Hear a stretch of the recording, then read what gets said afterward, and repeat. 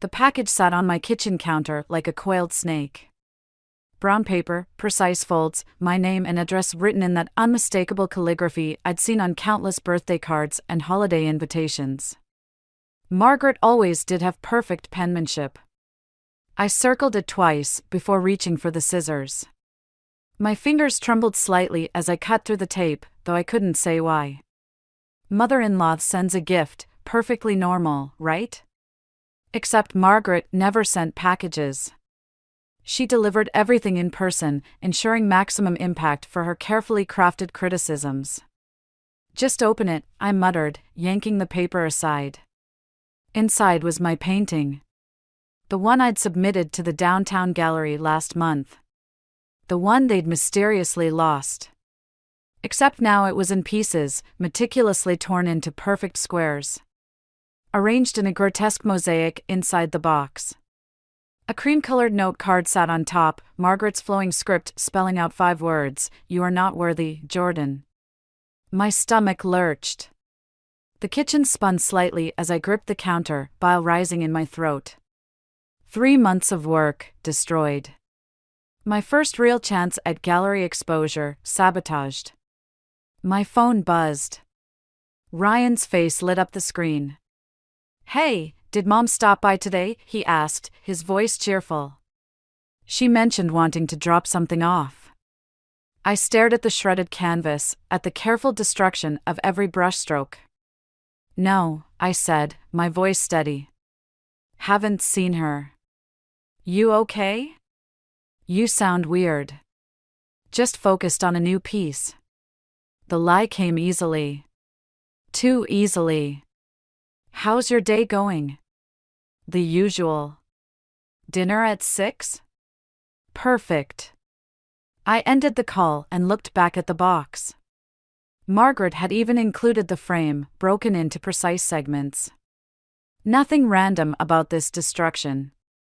This was calculated. Planned. A message. My phone buzzed again, Tessa this time. "Gallery opening tonight," she texted. "You coming?" I picked up one of the torn pieces. It was from the center of the painting, where I'd captured the light hitting the water just right. Margaret had torn directly through it, splitting the reflection in half. "Can't make it," I typed back. "Working on something new." Something very new indeed. I grabbed my keys and headed for my studio. Elliot would still be there, probably working on his latest installation. He looked up as I burst through the door, his glasses sliding down his nose. "Show me how to make art that hurts," I said. He set down his brush, studying my face. "What happened?" I dropped the box on his workbench.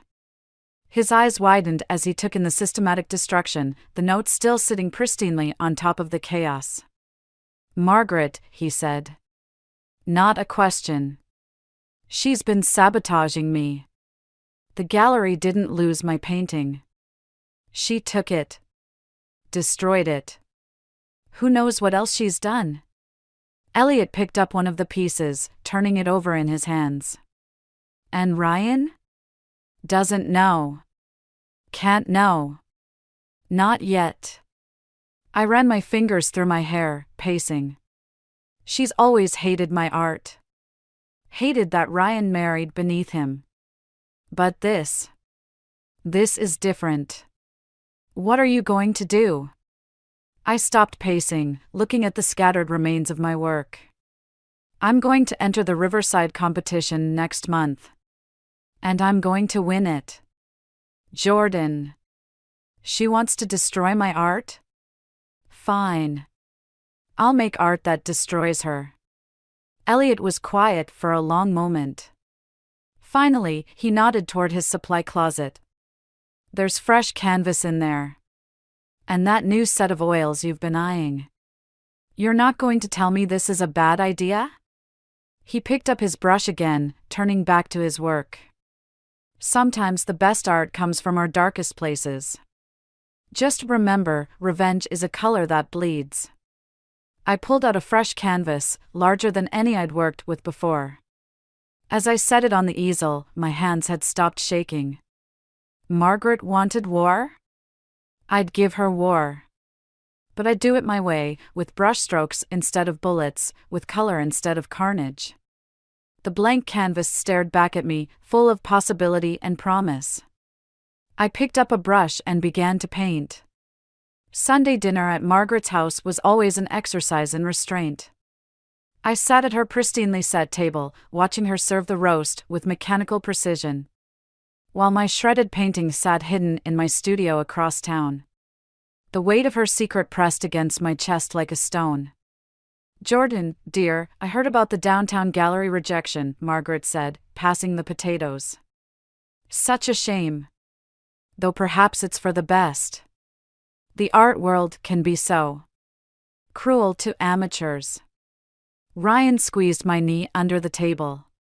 "Mom, Jordan's been selling pieces consistently. She's hardly an amateur." "Oh.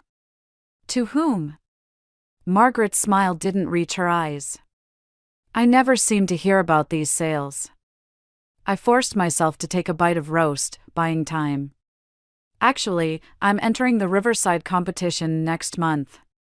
The serving spoon clattered against Margaret's plate. Just for a second, but I caught it. "The Riverside? Isn't that rather ambitious?" "I think it's great," Ryan said. "Your new work is incredible, honey. The judges would be crazy not to notice." Margaret dabbed her lips with her napkin. "Speaking of crazy, I ran into Charlotte Weber at the club yesterday." "You remember Charlotte, Ryan? Her daughter had that unfortunate episode at art school." My fork froze halfway to my mouth. Charlotte Weber was one of the competition judges. "She mentioned something interesting about emerging artists these days," Margaret continued. "How so many mistake passion for talent. How devastating it can be when reality finally sets in." Ryan frowned. "Mom. Pass the salt, dear?" I handed her the shaker, our fingers brushing. Her hands were ice cold. After dinner, while Ryan helped his mother with dishes, I excused myself to use the bathroom. Instead, I slipped into Margaret's study. The room smelled of leather and old money, everything arranged with surgical precision. But there, behind her desk, hung a familiar piece, one of my earlier works. A small landscape I'd sold through the community center last spring. Lost something? I spun around. Margaret stood in the doorway, wiping her hands on a dish towel. "You bought my painting." "Someone had to." She stepped into the room. "Though I must say, it doesn't quite work in here. The technique is unrefined." "Why are you doing this?" She tilted her head, studying me like a curious insect. "Doing what?" "The gallery submission. The rumors. This." I gestured at the painting. "Why pretend to support me while secretly?" "While secretly what?" Her voice was silk over steel. "Protecting my son from watching his wife's inevitable failure? From seeing her destroy herself chasing childish dreams? Ryan believes in me. Ryan has always had a soft heart. Like his father." She moved closer, her perfume suffocating. "But I won't let him waste his life supporting your hobby." My phone buzzed, a text from Tessa, major news about Charlotte Weber. "Call ASAP." "If you'll excuse me," Margaret said, "I should help Ryan finish the dishes." "Feel free to take the painting." "As I said, it doesn't quite fit." I waited until their voices resumed in the kitchen before snapping a photo of the painting. Then I called Tessa. "Charlotte Weber resigned from the competition panel yesterday," Tessa said without preamble. "Guess who's taking her place?" My stomach dropped. "Who?" "Margaret Harrison Brooks. Your mother-in-law just became one of your judges." I ended the call and stared at my painting behind Margaret's desk. The longer I looked, the more I noticed something odd about it, subtle marks around the edges, as if someone had tested its durability. Tested how easily it might tear. Ryan's voice drifted from the kitchen, laughing at something his mother said. The sound twisted in my gut like a knife. I thought of my shredded canvas, of Margaret's perfect penmanship spelling out my worthlessness. Of all the other paintings that had mysteriously failed to sell or gotten lost over the years. The Riverside competition was in 6 weeks. Margaret thought she could break me, destroy my art piece by piece until I gave up. But she'd made one crucial mistake: she'd given me something far more powerful than talent. She'd given me rage. I walked back to the kitchen, where my husband and his mother were finishing the dishes, playing their parts in this perfect family scene. I had 6 weeks to create something extraordinary. Something that would either make my career or destroy it completely. Game on, Margaret. The art gallery's basement storage room smelled of dust and secrets. Tessa's flashlight beam swept across stacked canvases and forgotten sculptures while I followed, my heart hammering against my ribs. Are you sure about this? I whispered. My cousin works inventory here, Tessa said. She noticed something weird in the records. Margaret's name keeps showing up on private purchases. Always your pieces, always through intermediaries. We reached a section marked Private Collections. Tessa consulted her phone, then started counting shelving units. Here. Section M14. The beam illuminated a familiar signature on a canvas edge. My signature. I pulled the piece forward, then another, and another. 6 paintings in total, all mine, all supposedly sold to different collectors over the past year. Wait, I said, pulling out the last canvas. This one's different. It wasn't mine. The style was similar but older, dated 1982. The signature read M. Harrison. Margaret painted? Tessa asked.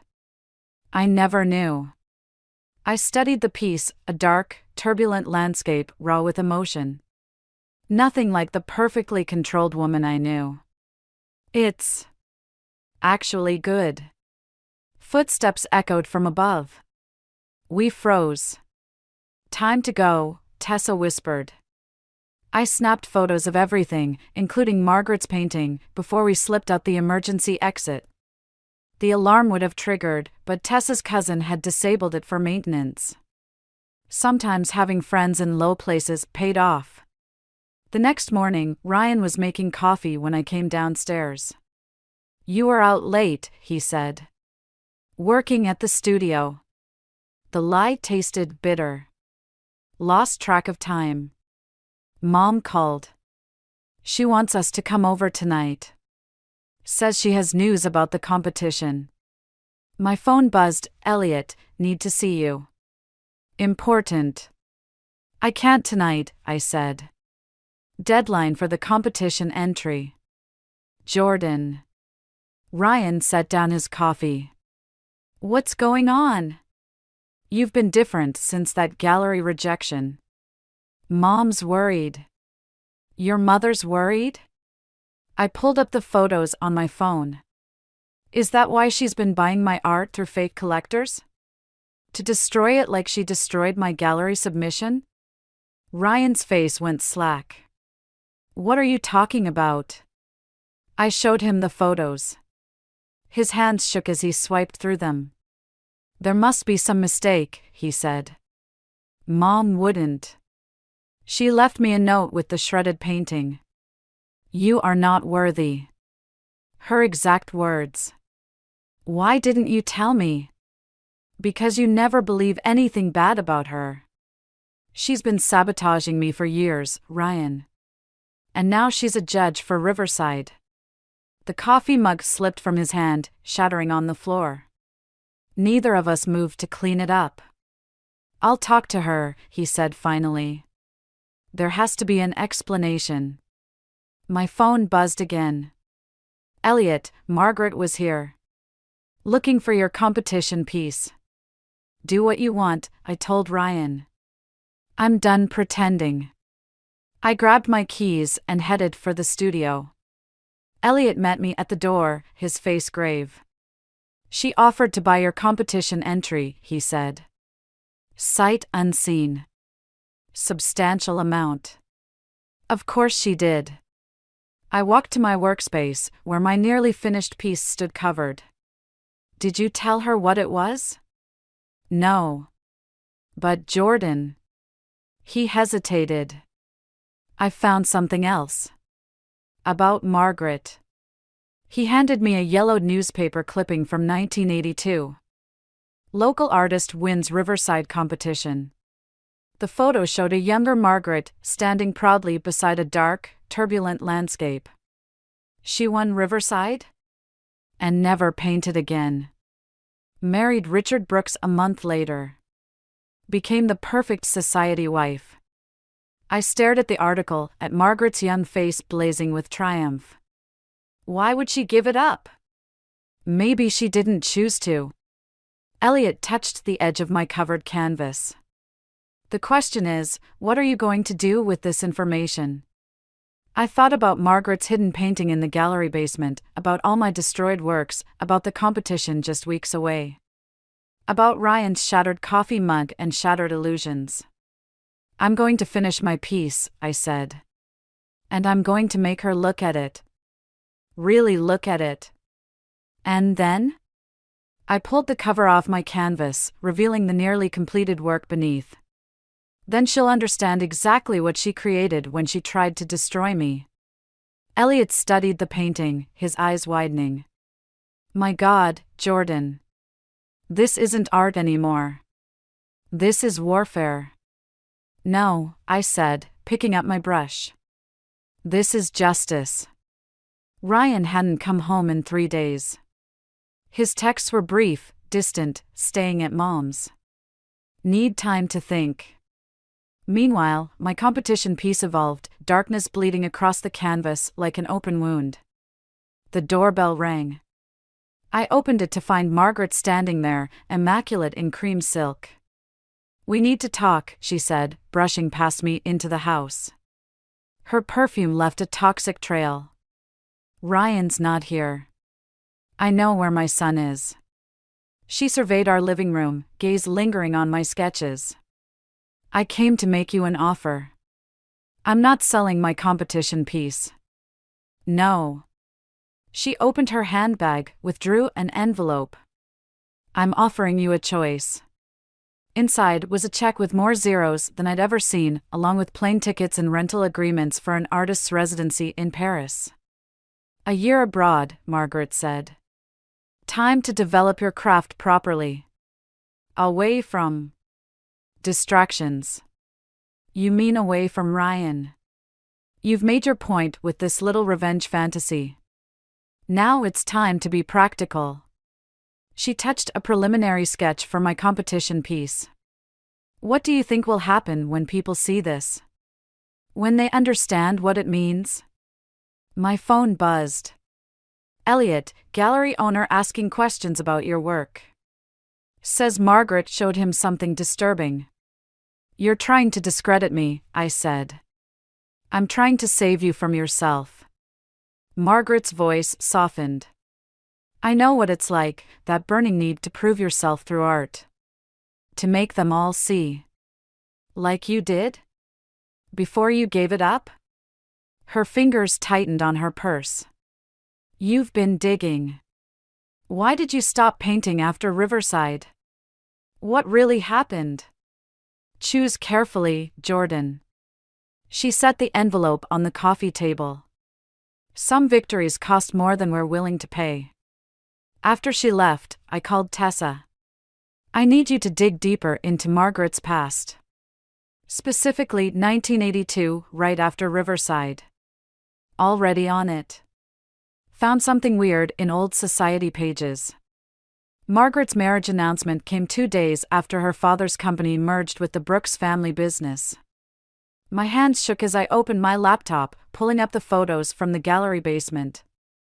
Margaret's painting stared back at me, its turbulent darkness a mirror of my own work.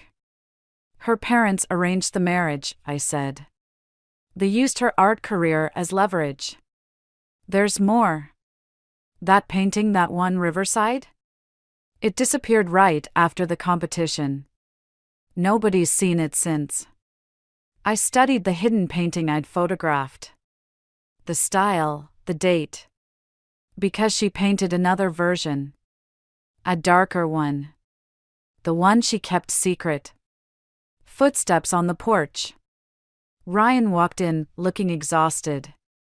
Mom told me about the offer, he said. Of course she did. Maybe it's not a bad idea. A fresh start, away from all this. You mean away from the truth? I turned my laptop, showing him the article about his grandparents' merger. Your mother won Riverside, and her parents used it to broker her marriage to your father. They buried her art career along with her dreams. That doesn't excuse what you're planning. He ran his fingers through his hair. I saw your sketches, Jordan. This isn't art anymore. It's destruction. Like what she did to my work. Two wrongs don't make. Don't. I stood up. Don't you dare defend her after everything she's done. I'm not defending anyone. I'm trying to stop this before it ruins everything. He grabbed the envelope Margaret left. Please. Take the offer. We can start over. I looked at my husband, this man I loved, caught between two immovable forces. Then at Margaret's hidden painting, its darkness a testament to buried dreams and silent rage. I can't, I said. Then I don't know how to help you. He left the envelope and walked out. Through the window, I watched him drive away, wondering if he was heading back to his mother's house. Back to her perfectly constructed world of control and manipulation.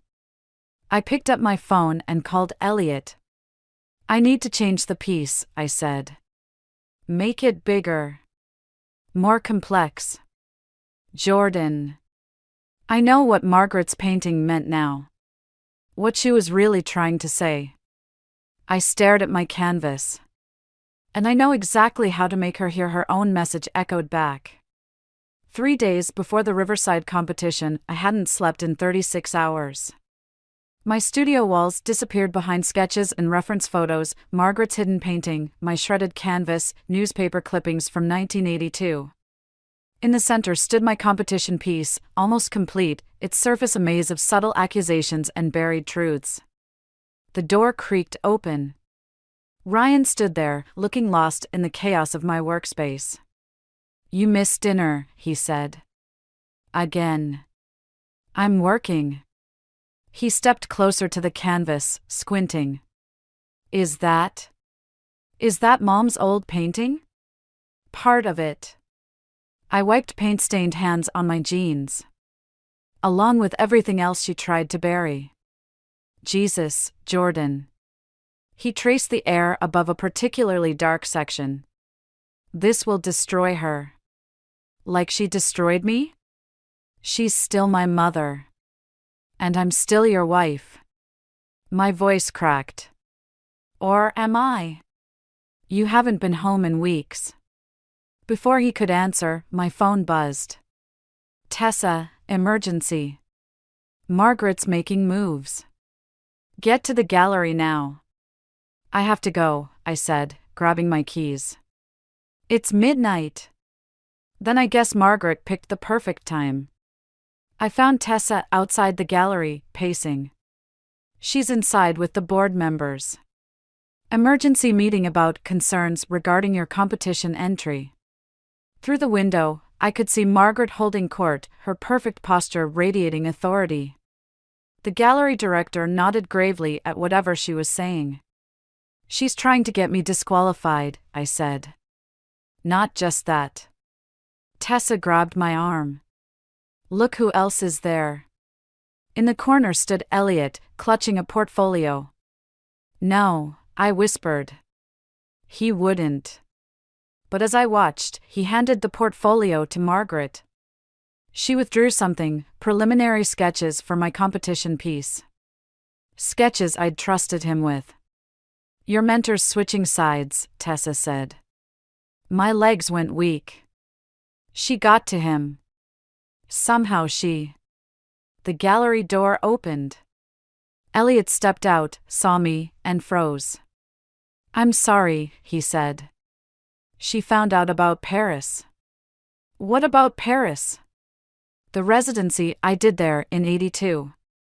With her father's funding. He wouldn't meet my eyes. The same deal she offered you.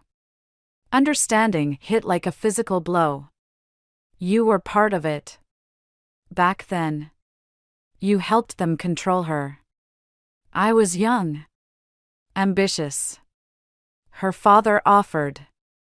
Get out of my sight. He hesitated, then walked away into the darkness. Through the window, Margaret was still talking, her hands moving in elegant gestures as she systematically dismantled my reputation. What are you going to do? Tessa asked. I pulled out my phone and called Ryan. I need you to choose, I said when he answered. Right now. Tonight. Jordan.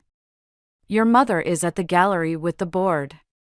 She's using Elliot to try to destroy my career. Again. Just like she destroyed her own. Silence stretched between us. If you don't stand with me on this, I said, we're done. No Paris. No fresh start. Just done. More silence. Then, I'll be there in 10 minutes. I ended the call and turned to Tessa. I need you to get something from my studio. The photos from Margaret's hidden painting. All of them. What are you going to do? I watched Margaret through the window, remembering her perfect penmanship on that note, you are not worthy. I'm going to show her exactly what happens when you bury an artist's truth. Ryan's car pulled up as Tessa left. He looked at the gallery, at Margaret holding court inside, then at me. Together? He asked. I took his hand. Together. We walked into the gallery, interrupting Margaret mid-sentence. The room fell silent. Jordan, Margaret said smoothly.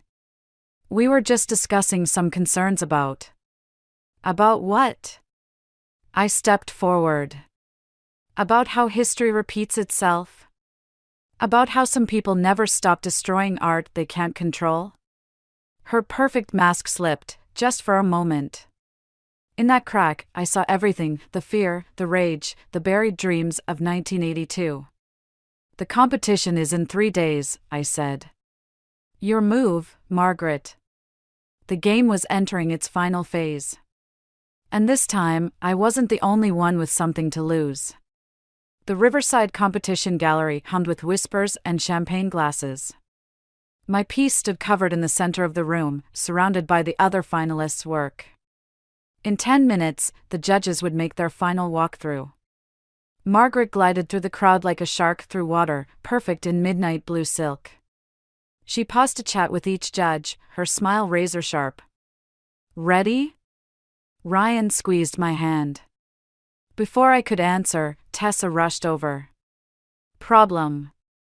Big problem. She thrust her phone at me. On the screen was a social media post, photos of my studio walls, covered in my research about Margaret. The caption read, Obsession or Art? Judge Margaret Harrison Brooks targeted by disturbed competitor. How? Elliot, Tessa said. Had to be. He had access to your studio. The room suddenly felt too small. Across the gallery, Margaret caught my eye and smiled. Ladies and gentlemen, the gallery director announced. The judges will now begin their final review. Margaret approached my covered piece, the other judges trailing behind her. Shall we? I stepped forward to remove the cover, but she held up her hand. First, she said, her voice carrying across the now silent room. I feel ethically obligated to disclose something. She withdrew a familiar envelope from her clutch. The artist attempted to bribe her way into this competition. Gasps rippled through the crowd. Ryan started forward, but I grabbed his arm. This check, Margaret continued, was refused, of course. But combined with evidence of disturbing obsessive behavior. She gestured at the social media post now circulating on dozens of phones. That's not what happened, I said, but my voice sounded weak even to me. Perhaps we should disqualify, one judge began. No. Margaret's smile widened. Let's see what kind of work spawns from such instability. She yanked the cover off my piece. Silence fell like a blade. The painting was massive, a triptych of interwoven scenes. At first glance, it showed a series of abstract forms, dark and turbulent.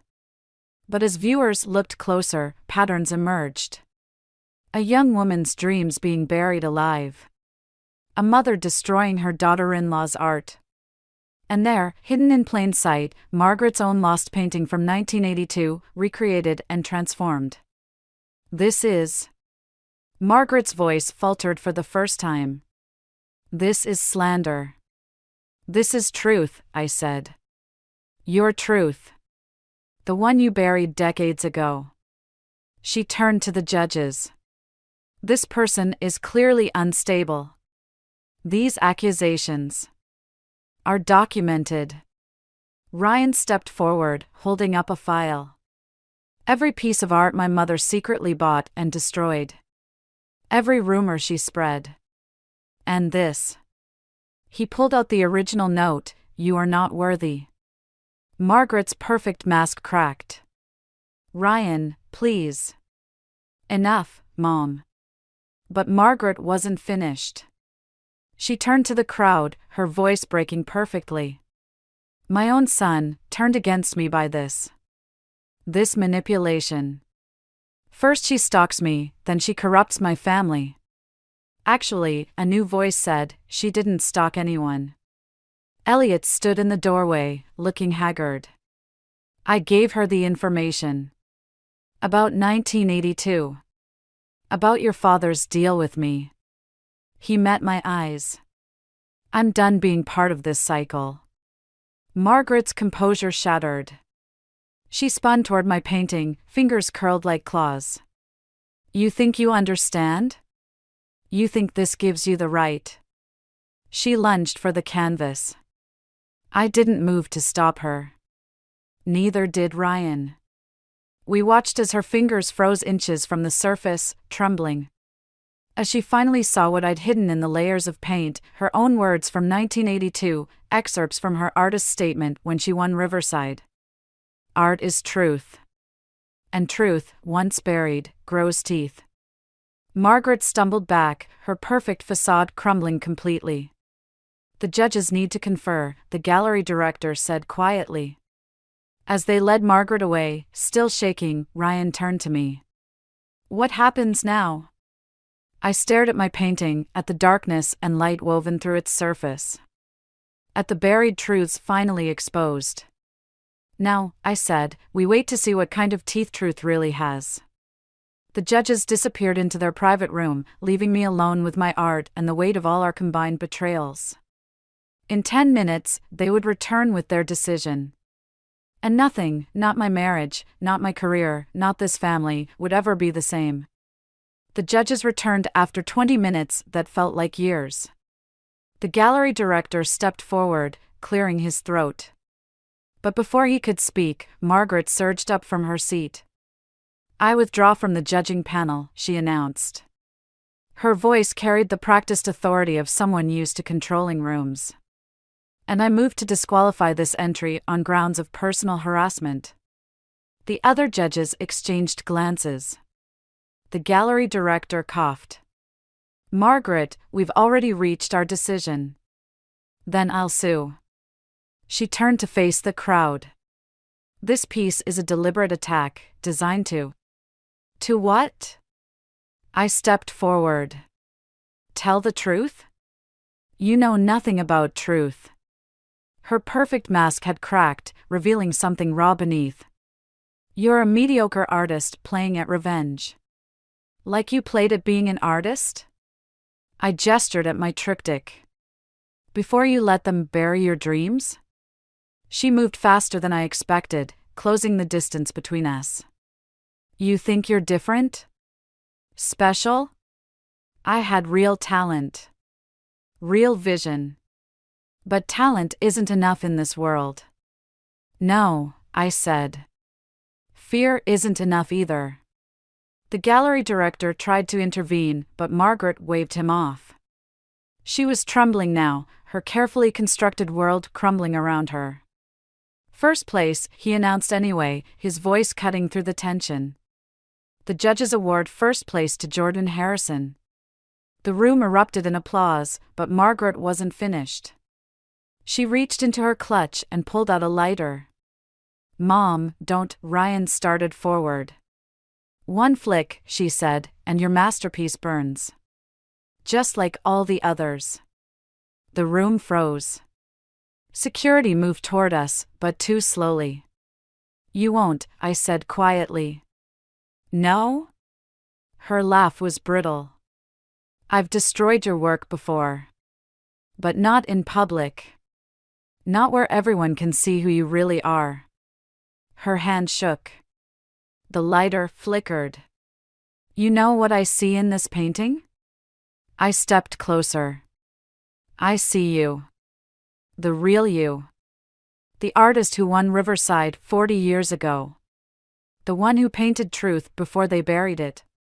Stop. I found your original piece, Margaret. The dark one. The one you hid.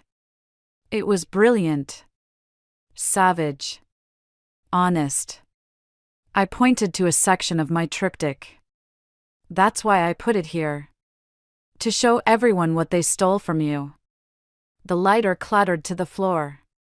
Margaret stared at the section I'd indicated, her own work reimagined and reborn within mine. Her eyes widened as she finally saw what I'd done, not just exposed her cruelty, but excavated her lost genius. I could have been. She whispered. Yes. You could have. She crumpled then, decades of perfect posture dissolving. Ryan caught her before she hit the floor. The crowd pressed closer, phones recording everything, but I barely noticed them. I watched Margaret sob in her son's arms, all her careful walls finally shattered. The piece isn't about revenge, I said softly. It's about what happens when we bury truth. How it grows teeth and claws its way back up. Tessa appeared at my side, holding an envelope. Found this in the gallery archives.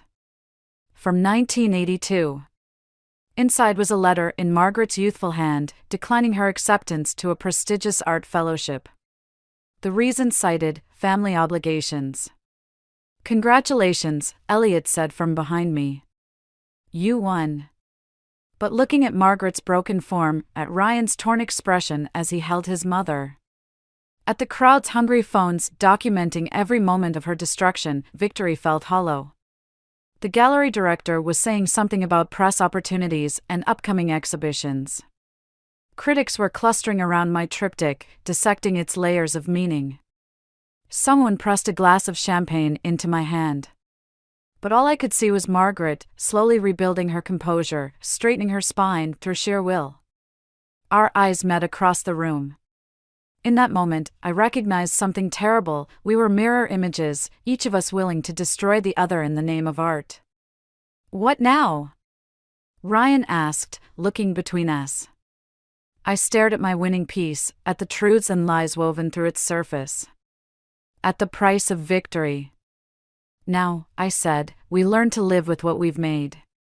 The movers carried the last pieces of Margaret's art collection down her curved driveway. She stood in her doorway, watching them load her carefully curated life into trucks. Her social circle had evaporated after the competition, leaving her mansion feeling like a museum after hours, pristine and empty. I hadn't planned to come here. But the package I'd received that morning changed everything. Here to gloat? Margaret asked as I approached. Her voice lacked its usual edge. You sent me this. I held up the leather portfolio I'd found on my doorstep. Inside were dozens of sketches, her early work, raw and powerful, dating back to before she won Riverside. "I'm selling the house," she said instead of answering. "Moving to the coast. There's a small artist colony there." "Starting over?" "Starting again." She turned to face me fully. "There's a difference." The movers called out questions about the remaining artwork. Margaret excused herself to handle it, leaving me alone in her foyer. Family photos lined the walls, Margaret and Ryan through the years, their smiles growing more practiced with time. But there, half hidden behind a larger frame, was a small photograph I'd never seen, Margaret in her studio, pregnant with Ryan. Surrounded by canvases. "I was 7 months along," she said, returning. "Still painting, despite my parents' disapproval. They said it wasn't proper for their daughter-in-law to pursue such common aspirations. So you buried it." "I thought I was protecting Ryan. Giving him the life I was supposed to want." She touched the photograph. "Instead, I became what I hated." "Why show me these now?" I gestured at the portfolio. "Because you were right. Truth does grow teeth." She withdrew an envelope from her jacket. "This came yesterday. The Riverside competition wants me to judge again next year. Are you going to accept?" "No." A ghost of her old smile appeared. "I'm going to enter." The implications hung between us, competitor, not controller. Artist, not aristocrat. "Ryan's waiting in the car," I said. "He wanted to help with the moving. But you came in first." "I needed to see." "What?" "If I was truly destroyed? If you were finally free." She flinched. In that moment, I saw what my revenge had really accomplished, not destruction, but excavation. Beneath the rubble of her perfect facade lay an artist's soul, gasping for air after 40 years of burial. "I won't apologize," she said. "I know. And I won't ask for forgiveness." "Good." I set her portfolio on the hall table. "Because some things don't deserve forgiveness. They deserve understanding." I turned to leave, but her voice stopped me.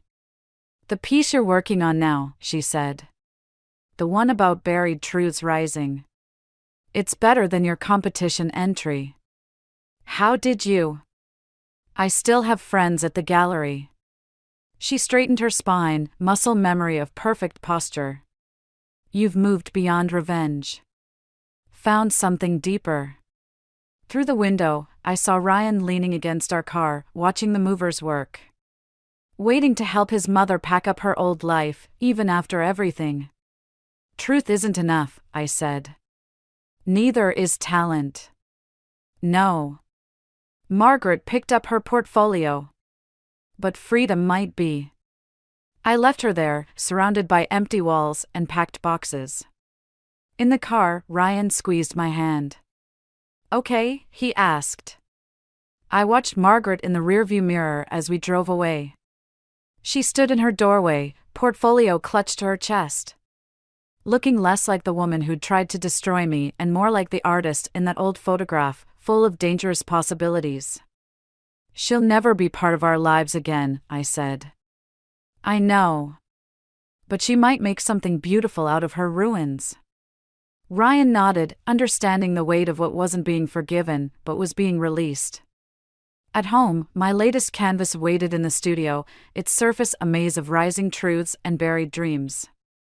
I added one final detail, a small, dark bird, wings spread wide, emerging from the depths. Some wounds never heal. But sometimes, if we're brave enough, they become windows instead of walls.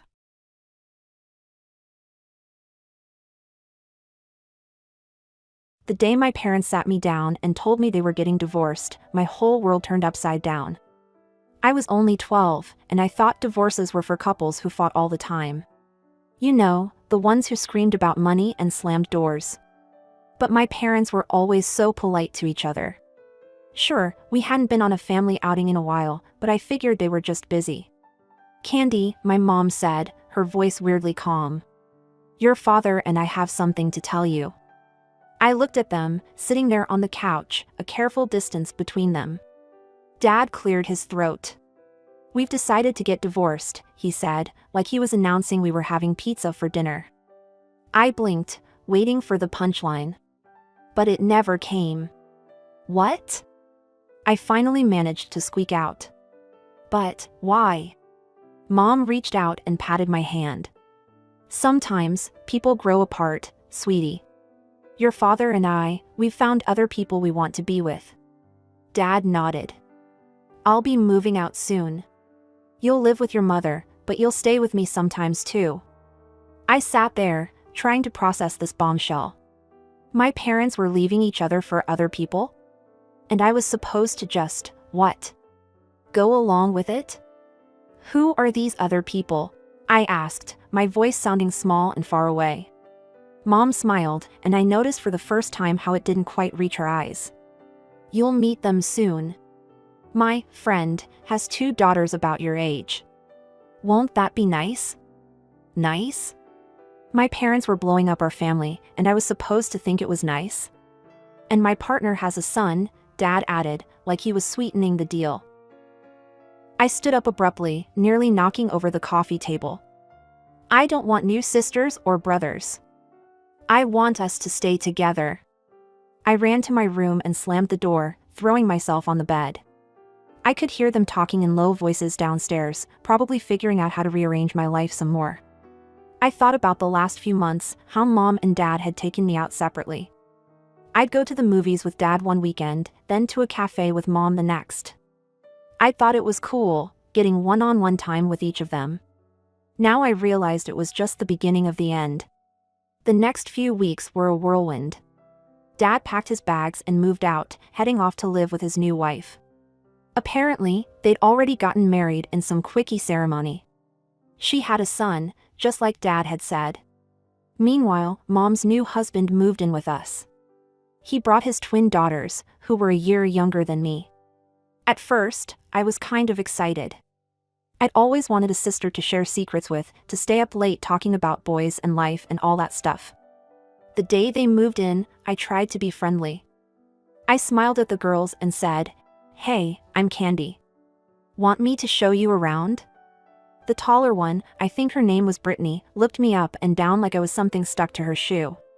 "No thanks," she said, her voice dripping with disdain. "We don't need your help." Her sister nodded in agreement. "Yeah, and just so we're clear, we're not your sisters. You're just extra." Extra. The word hit me like a slap in the face. I stood there, mouth open, as they brushed past me, giggling to themselves. That night, I lay in bed, listening to the sounds of my new family settling in. I felt like a stranger in my own home. The next day, things got worse. I came home from school to find the twins wearing my clothes. "Hey," I said, shocked. "Those are mine." Brittany rolled her eyes. "Mom said we could borrow them." "Don't be so selfish." I looked to Mom for backup, but she just smiled. "Now, Candy, sharing is caring. The girls just want to feel welcome." Welcome? They were wearing my favorite shirt. I stomped up to my room, fighting back tears. As the days passed, it became clear that I was no longer the center of Mom's world. She doted on the twins, buying them new clothes and toys. My stuff started disappearing, given away to my new sisters without my permission. One day, I overheard Mom talking to her new husband. "The girls need new phones," she was saying. "We could use the money we set aside for Candy's birthday." My birthday. She was going to skip my birthday for them. When the day came, Mom barely remembered. "Oh, honey," she said distractedly when I reminded her. "I'm so sorry, but the girls have a big sports event today. We'll celebrate another time, okay?" But we never did.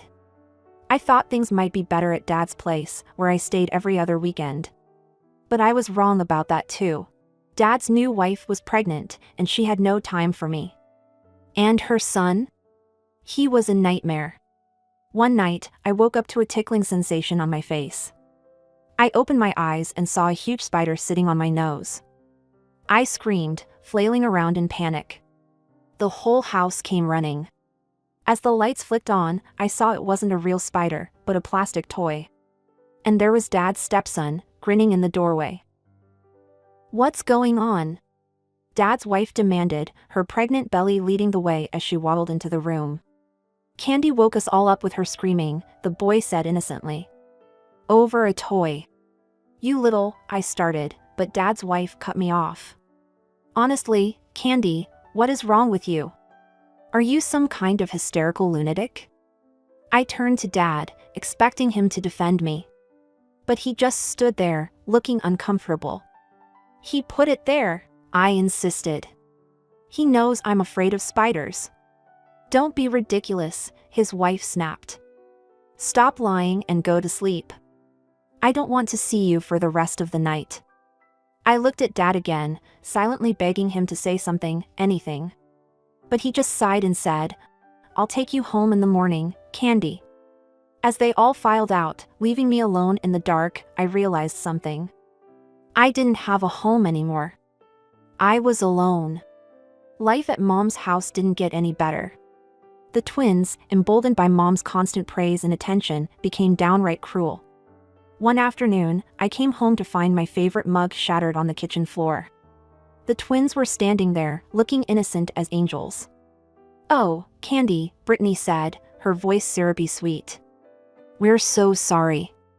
We were just trying to make you some tea, and it slipped." I knew it was a lie. They'd never done anything nice for me, let alone make me tea. But before I could say anything, Mom and my stepdad walked in. "What's going on here?" Mom asked, eyeing the mess on the floor. "Candy broke her mug," the other twin piped up. "She got angry and smashed it." My stepdad's face darkened. Without a word, he grabbed my arm and led me to the small storage room at the end of the hall. It was dark and musty, filled with old boxes and forgotten junk. "You'll stay in here until you learn to control your temper," he said, pushing me inside. "But I didn't do anything." I cried, but he just shut the door, leaving me in darkness. I heard giggling outside the door. It was the twins. "Hey, Candy," one of them called through the wood. "Did you know this room is full of spiders? Big, hairy ones that come out in the dark." I huddled in the corner, trying not to panic. I knew they were lying, but the darkness seemed to crawl around me. Every little sound made me jump. Hours passed. Nobody came to let me out, not even Mom. When the door finally opened, it was morning. Mom stood there, looking tired. "I hope you've learned your lesson," she said. "Now get ready for school." I tried to tell her what really happened, but she just waved me off. That was when I realized Mom would always believe them over me. I started spending more and more time at my Aunt Sarah's house. She was Dad's sister, and she lived with her husband, Uncle Tom. They didn't have kids of their own, so they were always happy to see me. At first, I'd just visit for a few hours after school. But those hours turned into days, and soon I was spending weeks at a time with them. One day, after I'd been at Aunt Sarah's for almost a month, my teacher, Mrs. Rodriguez, showed up at Mom's house for a home visit. I wasn't there, of course, but I heard about it later from a neighbor kid who saw the whole thing. Mrs. Rodriguez knocked on the door, looking concerned. When Mom answered, the teacher asked to see me. "Oh, Candy's with her father this week," Mom said dismissively. Mrs. Rodriguez frowned. "That's odd. I just called Mr. Johnson, and he said Candy was living with you." Mom's face went pale. "What? But," I thought. Mrs. Rodriguez was furious. She contacted Child Protective Services, and before I knew it, we were all headed to court. I sat in the courtroom, now 14 years old, watching as my parents argued over who should take care of me. But it wasn't the kind of argument I'd expected. "You take her," Dad shouted at Mom. "I have a small child. I don't have time for a teenager." Mom scoffed. "Are you kidding? I have a life now." I can't deal with Candy's drama. I sat there, feeling smaller and smaller as they tossed me back and forth like a hot potato. Neither of them wanted me. But then, Aunt Sarah stood up. "Your Honor," she said, her voice clear and strong. "If I may, Tom and I would like to take custody of Candy." The courtroom went silent. I looked at Aunt Sarah in shock. She smiled at me, then turned back to the judge. She handed some papers to the judge. "These documents show our financial stability. I'm a teacher, and Tom's a doctor. We can provide for Candy in every way." The judge looked over the papers, then looked at me. "Candy," he said gently. "You're old enough to have a say in this. Who do you want to live with?" I didn't hesitate. "Aunt Sarah and Uncle Tom," I said, my voice shaking but certain. I saw the relief on my parents' faces. They didn't even try to hide it. Over the next few weeks, I settled into my new life. Aunt Sarah and Uncle Tom weren't just taking care of me, they were parenting me. They asked about my day, helped me with my homework, and actually listened when I talked. One evening, as we sat around the dinner table, Uncle Tom asked, "So, Candy, what should we call each other now? We're officially your guardians." I thought for a moment. These people had shown me more love in a few weeks than my own parents had in years. Could I call you Mom and Dad?" I asked hesitantly. Aunt Sarah's eyes filled with tears. "Oh, sweetie, we'd be honored." From that day on, they were Mom and Dad to me. My birth parents became distant memories, people I thought about less and less as time went on. My new life wasn't just about Aunt Sarah and Uncle Tom, though. I also got to know Uncle Tom's mother, my new grandmother. She lived nearby and quickly became one of my favorite people in the world. Grandma was a retired doctor, and she had this way of making everything interesting. We'd spend hours in her garden, planting vegetables and flowers while she told me stories about her days in the hospital. And I realized I also want to become a doctor. With Grandma's help and the unwavering support of my new parents, I threw myself into my studies. Before I knew it, it was time for high school graduation. As I stood in my cap and gown, scanning the audience, I saw the faces of the people who truly mattered, Mom, Dad, and Grandma, all beaming with pride. My birth parents weren't there. They hadn't even sent a card. I applied to medical college and, to my delight, got accepted on a full scholarship. Life was good. I had a loving family, a clear goal, and a bright future ahead of me. 3 years flew by in a whirlwind of lectures, late-night study sessions, and clinical rotations. Every time I put on my white coat, I felt a surge of pride, knowing I was living the dream Grandma had helped nurture. That's why, when Mom, Aunt Sarah, called me that rainy Tuesday afternoon, I knew something was terribly wrong before she even spoke. "Candy, honey," she said, her voice cracking. "It's Grandma. She's gone." The world stopped spinning. Grandma? Gone? It couldn't be. We had plans to review my latest paper this weekend. She was supposed to be at my graduation in a year. The next few days passed in a blur of tears and hushed conversations.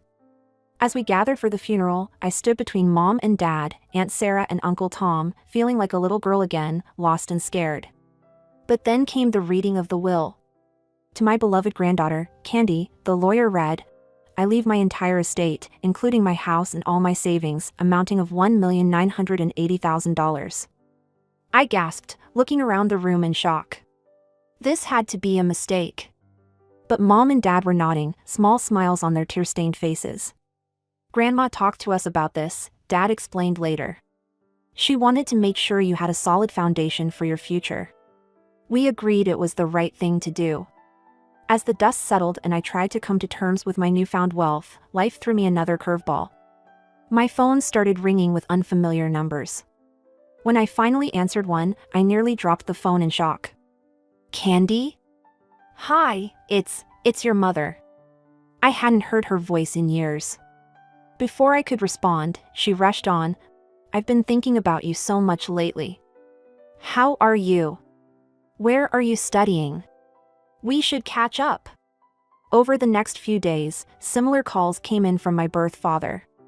Suddenly, they were both intensely interested in my life, asking to meet, talking about how much they missed me. Confused and a little suspicious, I mentioned it to Mom and Dad over dinner one night. To my surprise, they burst out laughing. "Oh, Candy," Mom said, wiping tears of mirth from her eyes. "I hate to say it, but I think they might have caught wind of your inheritance." Part of me wanted to ignore them, to pretend I'd never got those calls. But another part, a part one thought I'd long since buried, was curious. What would it be like to see them again? To show them the woman I'd become without their help? Maybe I should meet them, I said slowly. Just to see what they want. Mom and Dad exchanged a look. "If that's what you want to do, we'll support you," Mom said. "But be careful, sweetie. People can surprise you, and not always in a good way." The next day, I found myself standing on the familiar porch of my childhood home. I took a deep breath and rang the doorbell. The door swung open, and there she was, my birth mother. For a moment, we just stared at each other. "Candy," she breathed, her eyes welling up with tears. "Oh, my baby girl." She pulled me into a hug that felt stiff and awkward.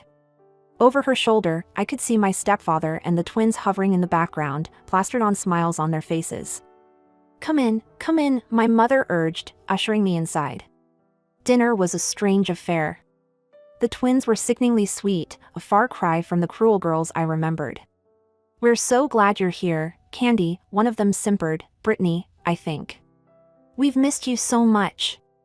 I caught the flash of irritation in her eyes that belied her words, but I just smiled and nodded. As we ate, the conversation took a turn. My mother glanced around the dining room, sighing dramatically. "This old house," she said, shaking her head.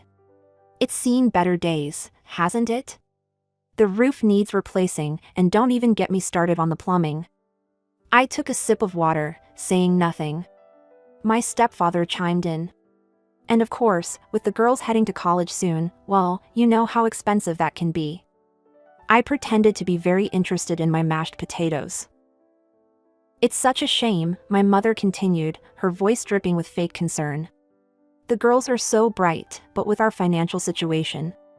She trailed off, looking at me expectantly. I met her gaze evenly, but said nothing. The silence stretched on, growing more uncomfortable by the second. Finally, I decided to change the subject. "So," I said brightly, "I've been wondering. What grades did I graduate high school with?" "I can't quite remember." The color drained from my mother's face. She opened and closed her mouth a few times, looking like a fish out of water. "Well, it was so long ago." Well, my version was completely confirmed. She didn't know anything about my life, my achievements, my struggles. All she knew was that I had money now. I stood up abruptly, my chair scraping against the floor. "I think I know why you invited me here," I said, my voice surprisingly calm. "It's about my inheritance, isn't it?" The room went silent. My stepfather's face turned red, and the twins suddenly found their plates very interesting. "How can you say that?" my mother gasped, but her eyes gave her away. There was no warmth there, no motherly love. Just calculation and disappointment. "Now, Candy," my stepfather started, but I cut him off. "No. I'm done here. Don't contact me again." And with that, I walked out into the cool night air, leaving behind the echoes of their angry shouts and my own past. I didn't need their approval or their love. I had a real family waiting for me at home. Just a few days later, I found myself standing at my father's front door. The door swung open, revealing my stepmother. Her face contorted into what I assumed was meant to be a welcoming smile, but looked more like she'd just bitten into a lemon. I forced a smile back and stepped inside.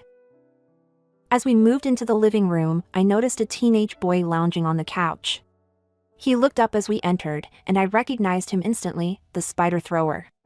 He'd grown up quite a bit, and to my surprise, he gave me a genuinely friendly smile. "Hey, Candy," he said, standing up. "Long time no see. I'm Jake, in case you forgot." Before I could respond, a whirlwind of pigtails and glitter burst into the room. A little girl, no more than 8, skidded to a stop in front of me, her eyes wide. "Who are you?" she demanded. My father, looking older and more tired, cleared his throat. "Lily, this is your sister, Candy." We settled into an awkward conversation, my stepmother peppering me with questions about my life that I answered as vaguely as possible. Jake, surprisingly, seemed genuinely interested, asking about my medical studies with what appeared to be real curiosity. As the evening wore on, I could feel the conversation steering towards the real reason for this reunion. My father kept glancing at my stepmother, who would nod slightly, urging him on. Finally, he cleared his throat. "So, Candy," he began, his voice overly casual. "We heard about your windfall." I tensed, waiting for what was coming next. "You know, Lily here is quite the little genius," he continued. "We've been thinking of sending her to this prestigious private school, but, well, it's not cheap." I said nothing, my face carefully blank. My stepmother jumped in. "What your father is trying to say, Candy, is that we could use some help. For Lily's future, you understand." I took a deep breath, feeling my patience wearing thin. "Why now?" I asked, looking directly at my father. "Why are you only remembering me now that I have money?" The room went deadly silent. Even Lily, who had been playing with her dolls, seemed to sense the tension. My father started to stammer out an excuse, but my stepmother's face suddenly twisted with anger. "Now you listen here," she hissed, all pretense of kindness gone. "You're obligated to help your family. If you don't, we'll take you to court. We'll demand our share of that money. You owe us." I couldn't help it, I laughed. "Actually," I said, standing up, "according to the law, you're not my family at all. You abandoned me, remember? Aunt Sarah and Uncle Tom are my legal parents now." As I walked out the door, I heard my stepmother's shrill voice and my father's angry shouts, but I didn't look back. I got into my car and drove away, feeling a mix of emotions, sadness, anger, but mostly relief. In the days following my visits to my birth parents, my phone buzzed incessantly. Calls, texts, and voicemails poured in from both of them, each more desperate than the last. "Candy, please," my mother's voice pleaded in one message. "We're about to lose the house. We'll be on the streets. Don't you care?" My father's approaches ranged from guilt-tripping to outright demands. "After everything we've done for you," one text read, "this is how you repay us?" I let them all go unanswered. I focused instead on my studies, throwing myself into my final year of college with renewed determination. One evening, as I was poring over a particularly complex cardiology textbook, my phone lit up with an unfamiliar number. Hesitantly, I answered. "Hello? Candy? It's Jake. You know, your, stepbrother, I guess? Look, I know this is weird, but I wanted to apologize. For the spider thing, years ago. It was a really crappy thing to do." I found myself smiling despite everything. "Jake, that was ages ago. Water under the bridge."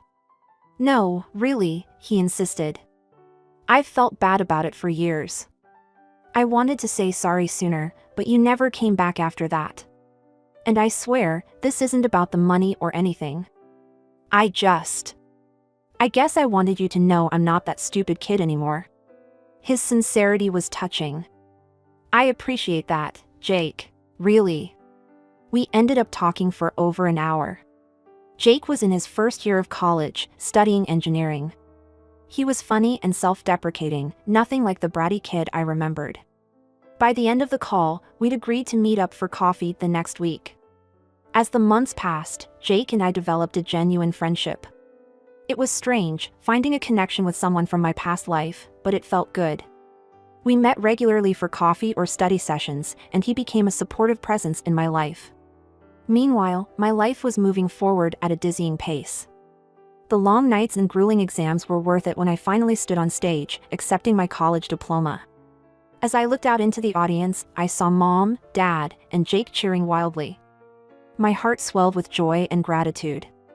As for my birth parents, their messages eventually tapered off. I heard through Jake that they were struggling financially, but I kept my distance. It wasn't out of spite or anger anymore, just a recognition that we were on different paths. One day, as Jake and I were grabbing coffee, he mentioned his little sister, my half-sister, Lily. "She's really smart," he said. "Always reading, asking questions about everything. But my dad and stepmom, they're not exactly encouraging it." I thought about the bright-eyed little girl I'd met briefly. "Maybe," I said slowly, "I could help with her education. Set up a college fund or something. Not for them, but for her." As I drove home that evening, I reflected on the journey that had brought me here. The pain, the abandonment, the unexpected inheritance, it had all led me to this moment. I was Dr. Candy Johnson now, with a bright future in medicine ahead of me. I had a family who loved me, a true friend in Jake, and the means to make a difference in a young girl's life.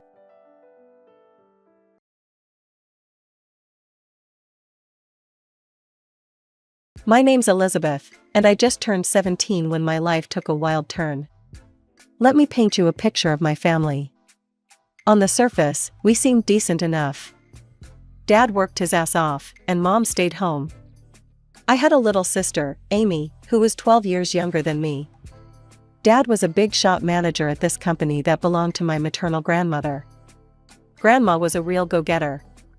She started with a chain of laundromats, then expanded into making household chemicals and detergents for laundries. When she decided to retire, she offered the business to Mom. But she wasn't interested.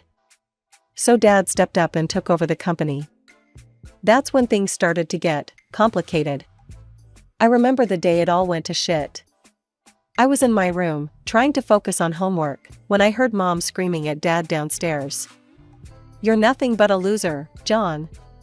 This is my house, my family's business. You should be grateful I even let you run it." Things got worse over the next few weeks. Mom and Dad barely spoke to each other, and when they did, it usually ended in a shouting match. I tried to keep Amy distracted, but even at 5, she knew something was wrong. Then came the day that changed everything. I came home from school to find Dad in the living room, a suitcase at his feet. "Dad?" My voice cracked. "What's going on?" He walked over to me, pulling me into a tight hug. "I'm sorry, sweetheart. I can't stay here anymore. It's not good for anyone." I felt like I couldn't breathe. But what about Amy? What about me?" Dad pulled back, his eyes shiny with unshed tears. "I love you both so much. Never forget that. But sometimes love isn't enough." He kissed my forehead, then walked over to Amy, who was watching us with wide, confused eyes. He knelt down, hugging her tightly. "Be good for your big sister, okay, pumpkin?" And just like that, he was gone.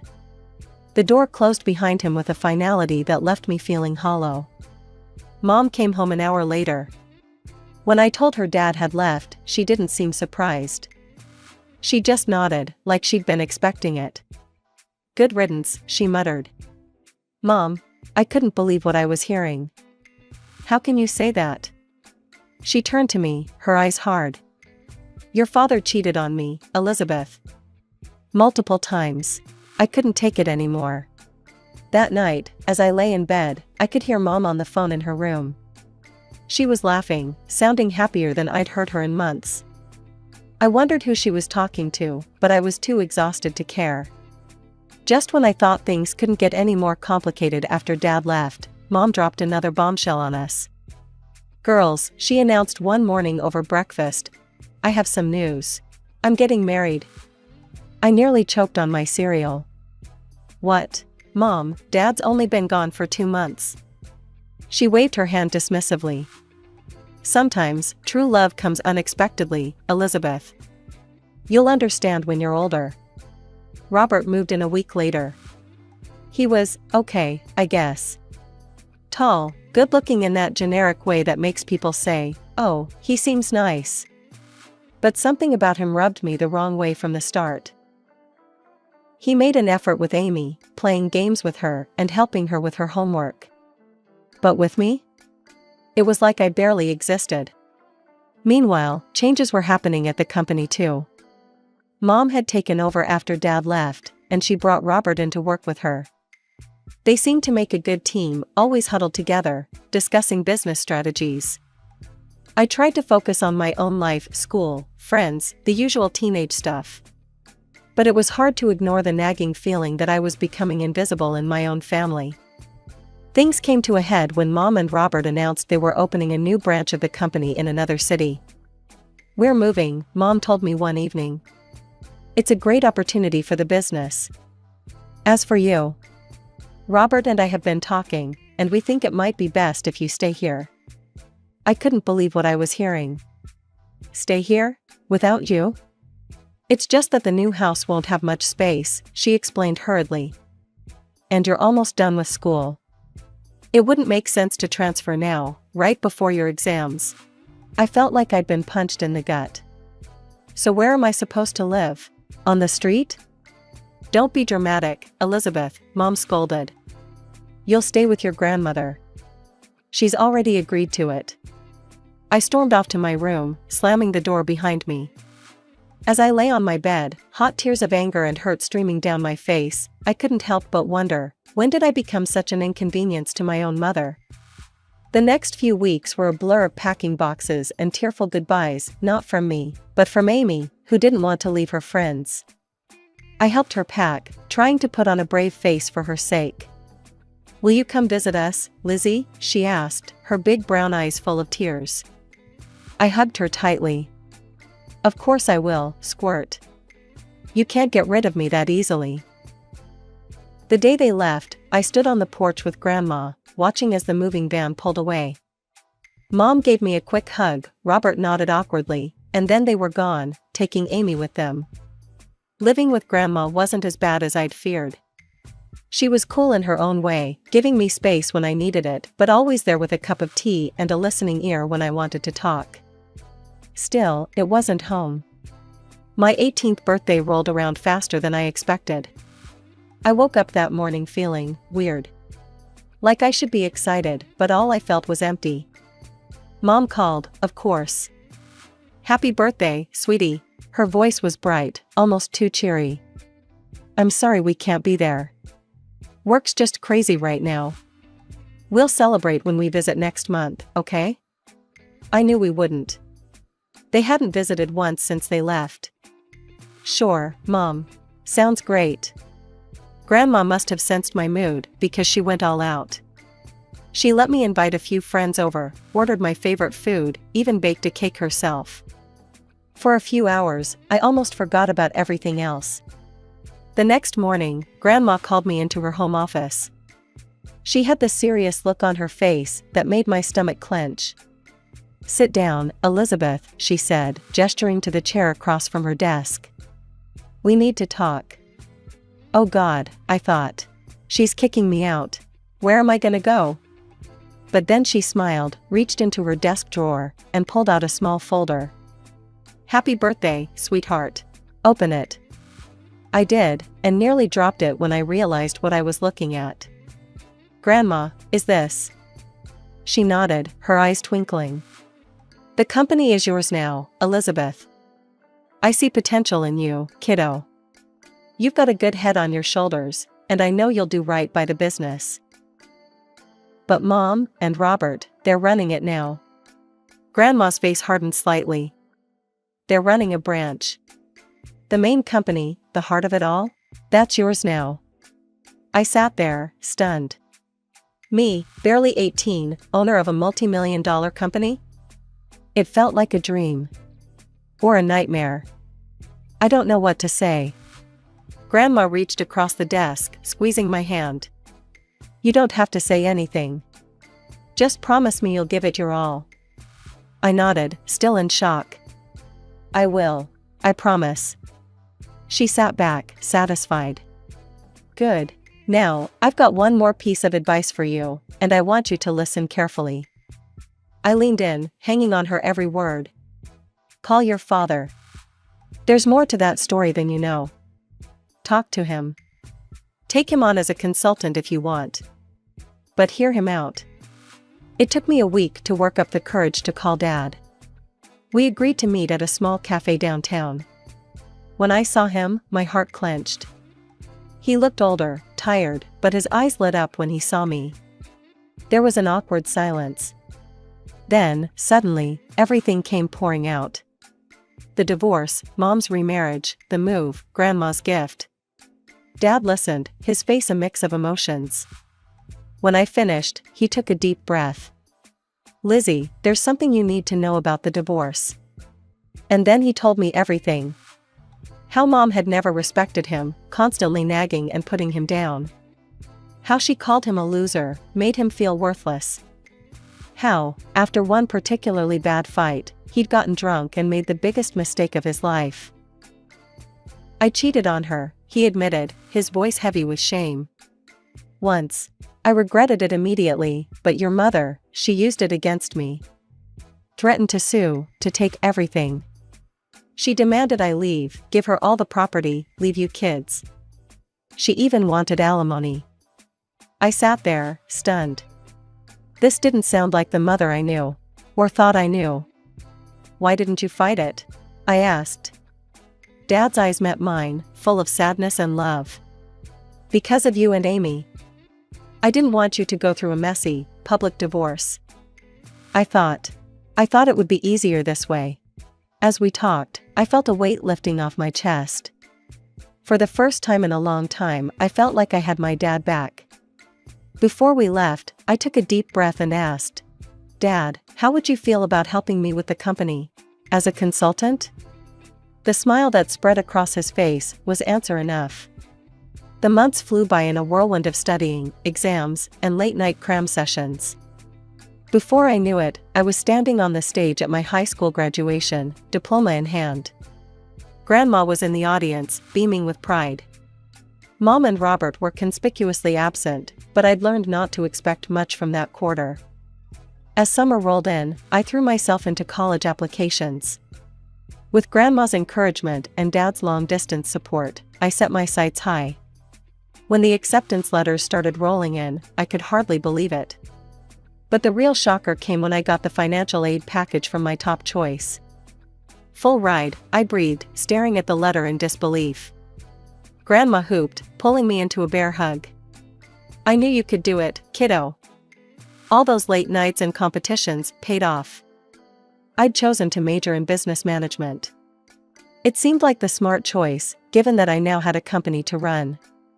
The idea still felt surreal, but I was determined to make Grandma proud. To celebrate my college acceptance, Grandma insisted on throwing a little party. Just the two of us, some fancy takeout, and a bottle of sparkling cider. Grandma wasn't about to let me drink champagne, even if I was legally an adult now. We were halfway through our meal when the doorbell rang. Grandma frowned, clearly not expecting anyone. "I'll get it," I said, putting down my fork. I opened the door and felt my stomach drop. There, looking annoyed and impatient, stood my mother and Robert. Before I could say anything, they brushed past me into the house. Mom didn't bother with pleasantries. "Mother, we need to talk about the company. Now." I watched, stunned, as Mom launched into a tirade. She didn't even glance my way, didn't ask about graduation or college. It was like I wasn't even there. "Why can't we access the main accounts?" she demanded. "And why are you blocking the transfer of capital to our subsidiary?" Grandma's eyes narrowed. "Because it's not your decision to make anymore, Helen. The company belongs to Elizabeth now. She's the one who'll decide its future and manage its finances." The room went dead silent. The tension in the room was palpable after Grandma's revelation about the company.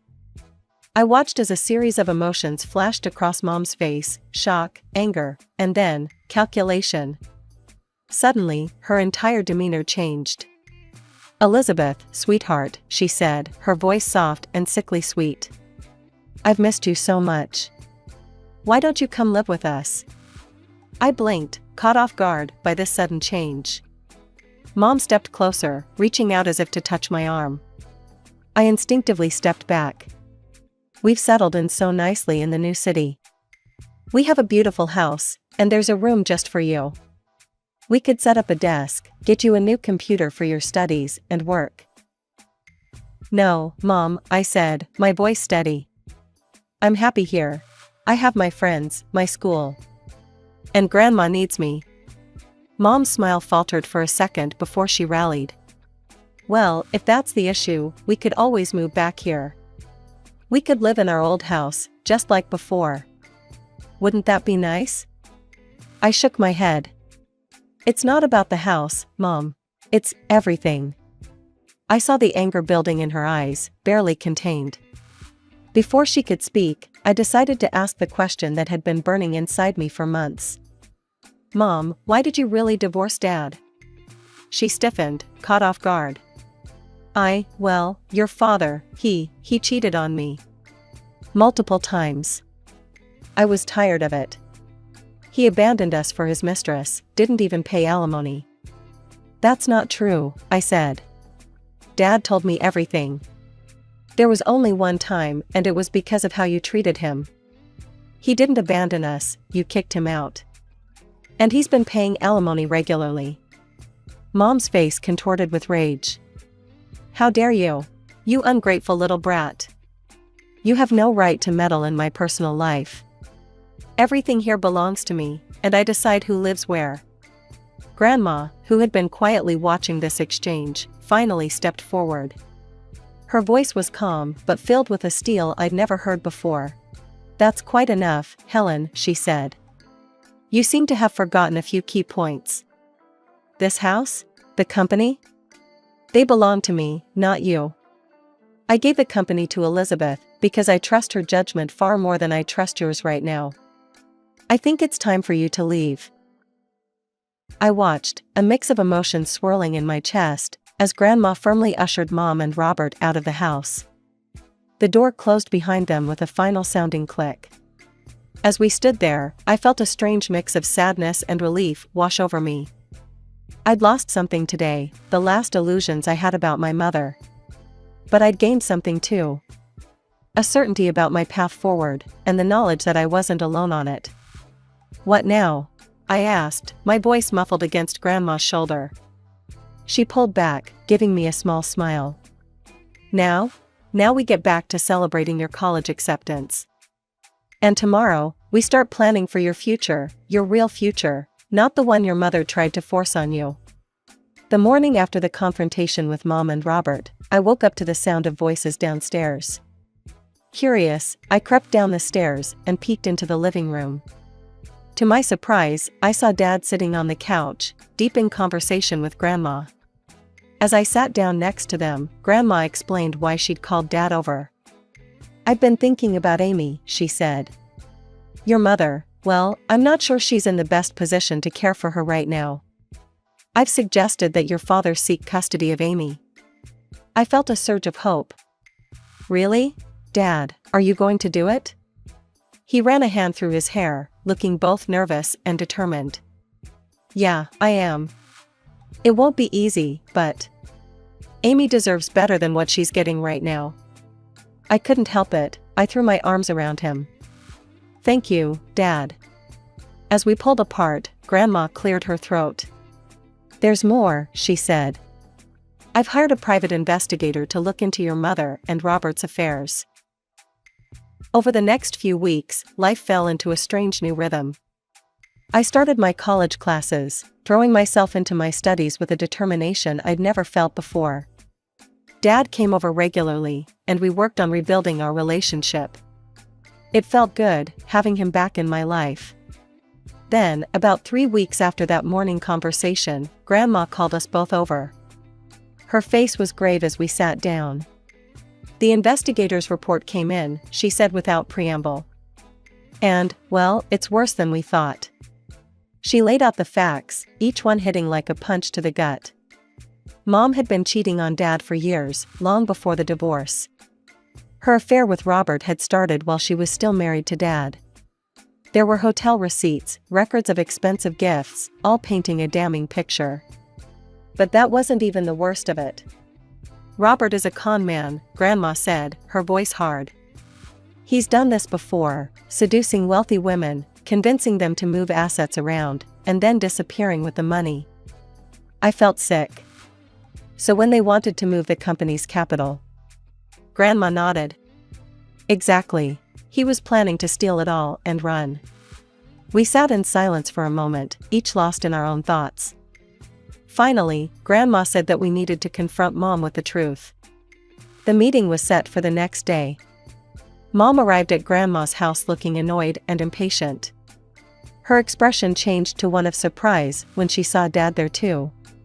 What followed was one of the most painful conversations I've ever been part of. Grandma laid out all the evidence, the affair, Robert's history of fraud, his plans to steal from the company. With each revelation, I watched my mother's face, hoping to see some sign of remorse or understanding. Instead, all I saw was denial. "This is ridiculous," Mom sputtered. "Robert loves me. He would never. You're all just jealous of our happiness." Dad tried to reason with her. "Helen, please. Look at the evidence. Think about Amy. Is this really the kind of man you want around our daughter?" But Mom wouldn't hear it. She stood up, her face flushed with anger. "I don't have to listen to this. Robert is a good man, and I trust him completely. You're all just trying to ruin my life." With that, she stormed out, slamming the door behind her. As we sat there, I realized something. This wasn't the end. It was just the beginning of what was sure to be a long, difficult battle. But looking at Dad and Grandma, I knew I wasn't facing it alone. The next few months were a whirlwind of legal battles and emotional turmoil. Dad, with Grandma's unwavering support and her lawyer's expertise, filed for custody of Amy. I tried to stay focused on my studies, but it was hard not to get caught up in the drama unfolding around me. The day of the custody hearing arrived, and I insisted on being there. The proceedings were grueling. Mom's lawyer tried to paint Dad as an absent father, but our lawyer came prepared. He presented evidence of Dad's consistent alimony payments, his attempts to stay in touch with us, and the stability of his current living situation. Then came the bombshell, the private investigator's report on Robert's fraudulent past and their plans to embezzle from the company. I watched Mom's face as the evidence was presented. She looked shocked, then angry, then lost. For a moment, I almost felt sorry for her. Almost. When the judge announced his decision, granting Dad full custody of Amy, I felt a mix of relief and sadness. Relief that Amy would be safe, sadness that it had come to this. As we left the courthouse, Amy in Dad's arms, Mom approached us. "This isn't over," she hissed, her eyes blazing with fury. Grandma stepped between us. "Yes, Helen, it is. Go home." The hits kept coming for Mom after that. The judge ordered her to pay child support to Dad for Amy. It was a reversal that clearly shocked her. She'd always assumed she'd be the one receiving support, not paying it. I threw myself into my studies and learning about the company, trying to distance myself from the ongoing drama. But it was hard to ignore the satisfaction I felt when I heard that Robert had left Mom, running off with another woman and a significant chunk of Mom's personal savings. It was a crisp autumn evening when Dad called me, his voice tight with suppressed emotion. "Your mother showed up at my place today," he said. "She wanted to reconcile. Said she'd made a mistake, that she wanted us to be a family again." My heart clenched. Part of me, a small, childish part, wanted him to say yes. Wanted our family back the way it used to be. But I knew too much now. We'd all been through too much. I told her no, Dad said firmly. I told her that ship had sailed a long time ago, and that I wouldn't put you or Amy through that again. I let out a breath I didn't know I'd been holding. "Good," I said, surprised by the strength in my voice. "You deserve better, Dad. We all do." There was a pause, and when Dad spoke again, I could hear the smile in his voice. "When did you get so wise, Lizzie?" I laughed, feeling lighter than I had in months. "I learned from the best." As I hung up the phone, I looked around my room at Grandma's house. My textbooks were spread out on the desk, next to a stack of reports from the company. Photos of me with Dad and Amy smiled back at me from the bulletin board. This wasn't the life I'd imagined for myself a year ago. It wasn't perfect, there was still so much to figure out, so many challenges ahead. But it was real. It was mine. I thought about Mom, suddenly alone after all her scheming and manipulations. I felt a twinge of pity, but it was overshadowed by a sense of justice. She'd made her choices, and now she had to live with the consequences. As for me, I had a family that loved me, a company to run, and a future full of possibilities. It wasn't the path I'd expected, but standing at the threshold of my new life, I realized something important. Time flies when you're juggling college and a multi-million-dollar company. Before I knew it, I was halfway through my degree, buried in textbooks and financial reports. Weekdays were a blur of lectures and late-night study sessions. But weekends? Those were sacred. Every Friday, I'd pack a bag and head home to Dad and Amy. Lizzie, Amy would squeal, tackling me with a hug the moment I walked in. At 10, she was all gangly limbs and endless energy. Dad would emerge from the kitchen, usually wearing an apron. Just in time for dinner, he'd say with a grin. Those weekends became my anchor. We'd eat together, Amy chattering about school, Dad and I discussing the company. After Amy went to bed, we'd often stay up late, poring over business strategies. Sundays usually found us at Grandma's. She'd cook up a storm, filling the house with the smell of roast chicken and apple pie. After lunch, we'd sit on the porch, talking about everything and nothing. I always knew you had it in you, Elizabeth, Grandma would say, squeezing my hand. As graduation approached, I felt a mix of excitement and apprehension. Dad was true to his word, running the company with skill while preparing me to take over. I'm ready to hand over the reins whenever you are, he told me one evening. I hugged him tight. Thank you, Dad, for everything. Life wasn't perfect. There were challenges ahead, decisions to be made, a company to run. But as I looked at my little family, Dad, Amy, Grandma, I knew we could face anything together.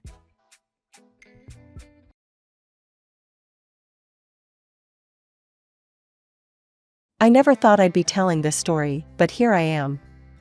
My name's Charlotte, and I was born into what you'd call an ordinary family. But when I was 2, everything changed. My dad died, leaving my mom a widow with a toddler. Mom didn't stay single for long.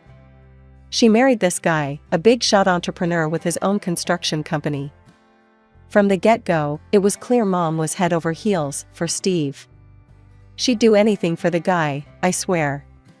It was like I didn't even exist anymore. Things got even worse when Mom popped out another kid. A girl named Rachel. Suddenly, I had a half-sister who could do no wrong in Mom's eyes.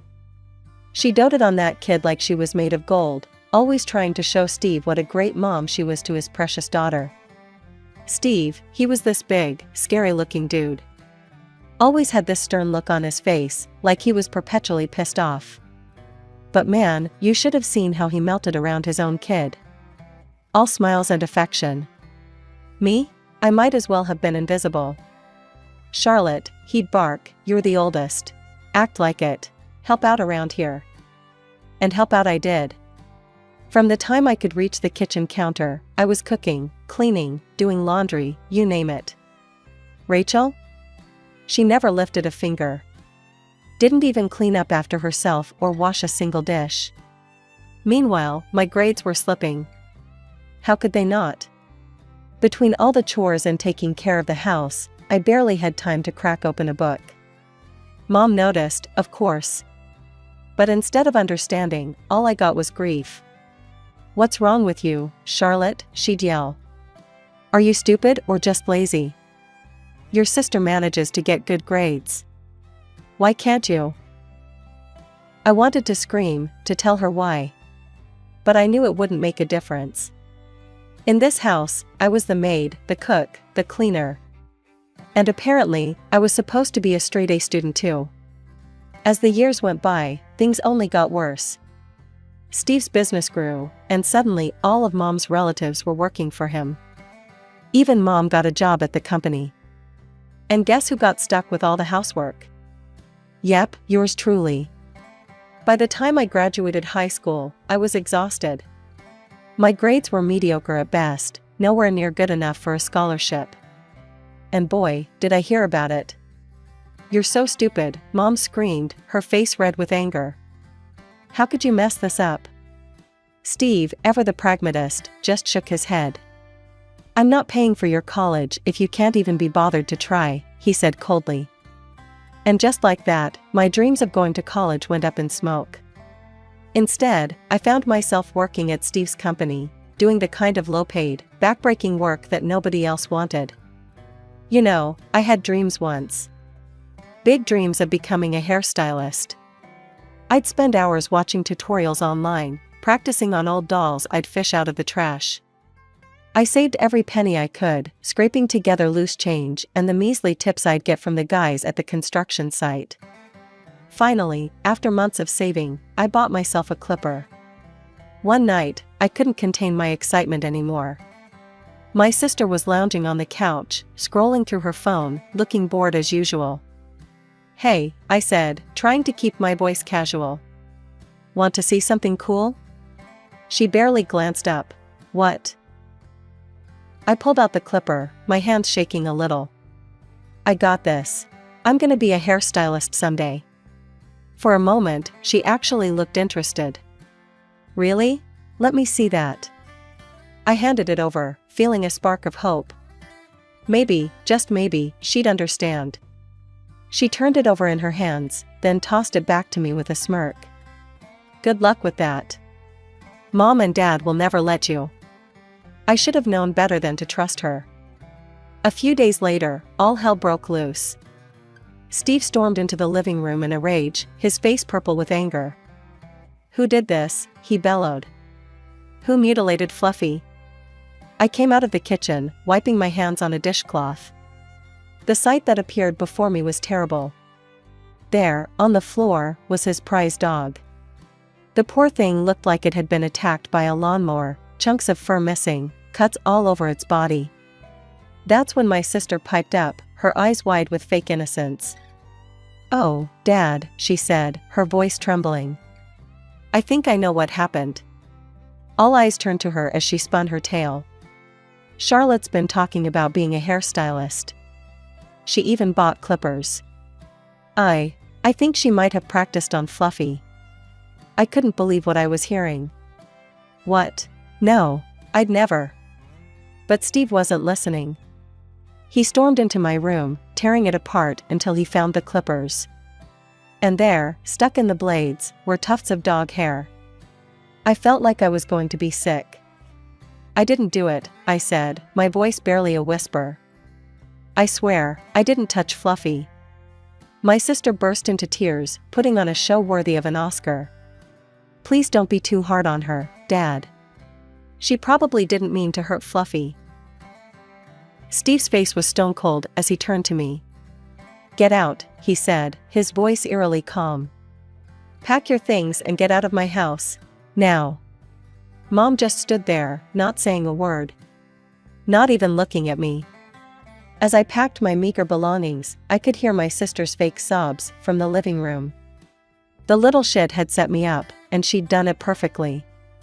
With nowhere else to go, I headed to my grandmother's place in the next town over. She was my dad's mom, the only one who'd ever shown me any real kindness. I told her everything, my words tumbling out between sobs. She listened, her face growing darker with each word. You can stay here as long as you need, she said, pulling me into a hug. We'll figure this out together. And just like that, I started my new life. Got a job at a local diner, worked my ass off. For the first time in my life, I felt like I could breathe. 3 years later, Grandma passed away. It hit me hard, she was the only real family I had left. But even in death, she was looking out for me. She left me her house and a little nest egg she'd been saving. With Grandma's savings and every penny I'd squirreled away from the diner, I opened my own beauty salon. It wasn't much at first, just me, a chair, and a mirror. But it was mine. All mine. The first few weeks were tough. I'd sit there, staring at the door, willing it to open. But slowly, word got around. One customer became 2, then 10, then I couldn't keep up. I had to hire my first employee. Then another. Before I knew it, I had a full staff and 3 chairs running nonstop. The salon was always full of chatter and laughter. For once in my life, I felt like I belonged somewhere. Like I was good at something. "Charlotte, you're a miracle worker," one of my regulars exclaimed after I fixed a botched dye job she'd tried at home. I grinned, feeling a warmth spread through my chest. "Just doing my job, Mrs. Johnson." But it wasn't just my hairstyling skills that were changing. I was changing too. Gone was the meek, scared girl who'd let everyone walk all over her. In her place was a woman who knew her worth, who didn't take shit from anyone. One day, a customer was giving one of my new girls a hard time. I stepped in, my voice firm. "Ma'am, if you can't treat my staff with respect, I'm going to have to ask you to leave." The woman spluttered. "But I'm the customer. The customer is always right." I crossed my arms, standing my ground. "Not in my salon, they're not. There's the door."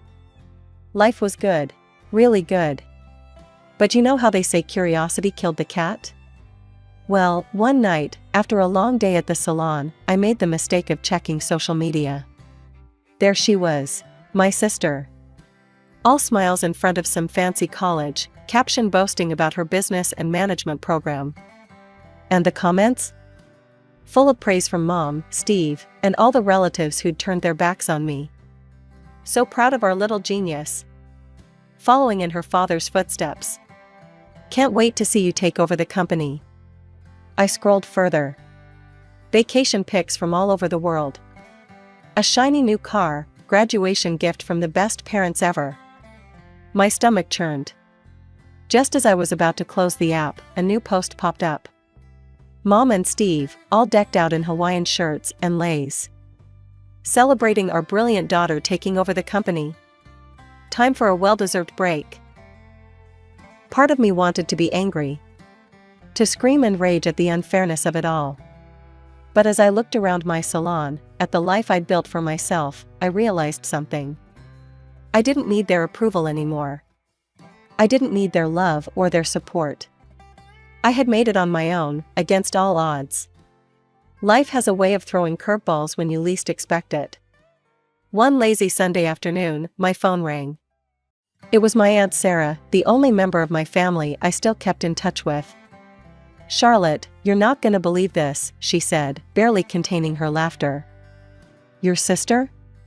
Turns out she's not so perfect after all." Over the next few minutes, Aunt Sarah filled me in on the family gossip. Apparently, while Steve and Mom were sipping Mai Tais in Hawaii, my sister had been running the company, right into the ground. "Made some real boneheaded moves," Aunt Sarah said. "Steve came back early, mad as a hornet. Told her he'd wasted his money on her fancy education." We chatted a bit more before hanging up. I went about my day, pushing thoughts of my family to the back of my mind. But life wasn't done with its surprises. A few weeks later, there was a knock at my door.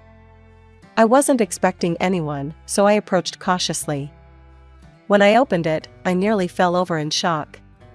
There stood my sister, mascara running down her face, a suitcase at her feet. "Charlotte," she sobbed, throwing herself at me. "Dad kicked me out. He disowned me, took away my apartment. I'm homeless." For a moment, I felt a pang of pity. Then I remembered all the years of torment, all the manipulation. I gently, but firmly, pushed her away. "What do you want, Rachel?" I asked, my voice flat. She looked up at me, eyes wide and pleading. "Can I stay with you? Please? I need help, a job. I could be the director of your salon." I almost laughed out loud. "Director? You've got to be kidding me." "But I have a business degree," she wailed. "I'm qualified." I took a deep breath, steeling myself. "Look, I need a secretary. Someone to work the front desk, book appointments.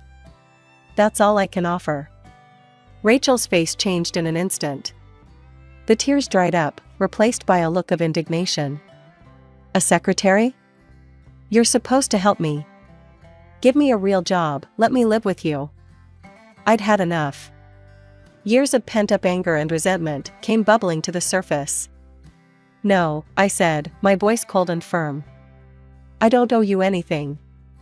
There's a cheap hostel down the street. Good luck. Rachel stared at me, mouth agape. Clearly, she hadn't expected this. Without another word, I closed the door in her face. Through the window, I watched as she stomped down the driveway, her theatrical sobs replaced by a scowl of pure rage. She threw her suitcase into the back of a shiny car, the same one I'd seen in her social media posts. A few days after Rachel's dramatic exit, I got a call from an old friend who still had connections to my family. The conversation also turned to Rachel. Charlotte, your sister wasn't kicked out at all, she said. She's throwing a tantrum because your dad scolded her for messing up at work. I gripped the phone tighter. You're kidding me. Nope, she thought she'd teach him a lesson by running away. Figured she'd crash at your place, mooch some money, then go back home when she's made her point. After hanging up, I felt a mix of anger and relief. Anger at Rachel's audacity, but relief that I'd seen through her act. The old me would have fallen for it hook, line, and sinker. Just when I thought things had settled, my phone rang again.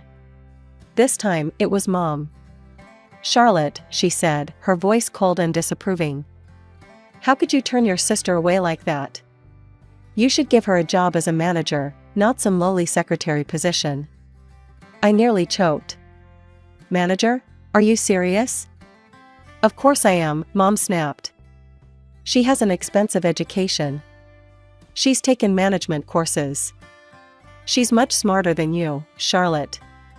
That was it. The last straw. Years of pent-up resentment came pouring out. If she's so smart, I spat, then why did she screw up Dad's company so badly? There was a pause on the other end of the line. When Mom spoke again, her voice was icy. Your sister just needs to learn. The director position at your salon would be perfect for her to practice.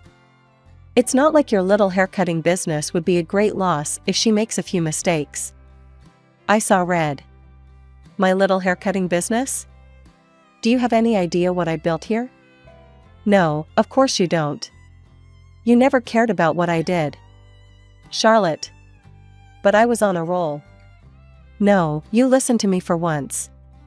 Do you know what it was like growing up in that house? Being treated like a servant? Being kicked out with nowhere to go? Do you even care? I ranted for what felt like hours, letting out every hurt, every slight, every moment of neglect I'd suffered. Mom stayed silent throughout. When I finally ran out of steam, I felt drained but somehow lighter. For a moment, I thought maybe, just maybe, she'd understood. Then she spoke. Are you quite finished? Now, as I was saying, it's your duty to help your sister. You will give her the director position. I couldn't believe what I was hearing. It was like she hadn't heard a word I'd said. In that moment, I realized something, nothing was ever going to change. No, I said, my voice steady and cold. I won't be hiring Rachel for any position. And don't call me again unless you're ready to apologize for how you've treated me all these years. I hung up and blocked her number, my hands shaking. Part of me wanted to cry, to mourn the mother I'd never really had. But another part, a stronger part, felt free. Just when I thought the dust had settled, all hell broke loose. My phone started blowing up with notifications. At first, I ignored them, thinking it was just the usual social media noise. But then I saw a message from Aunt Sarah.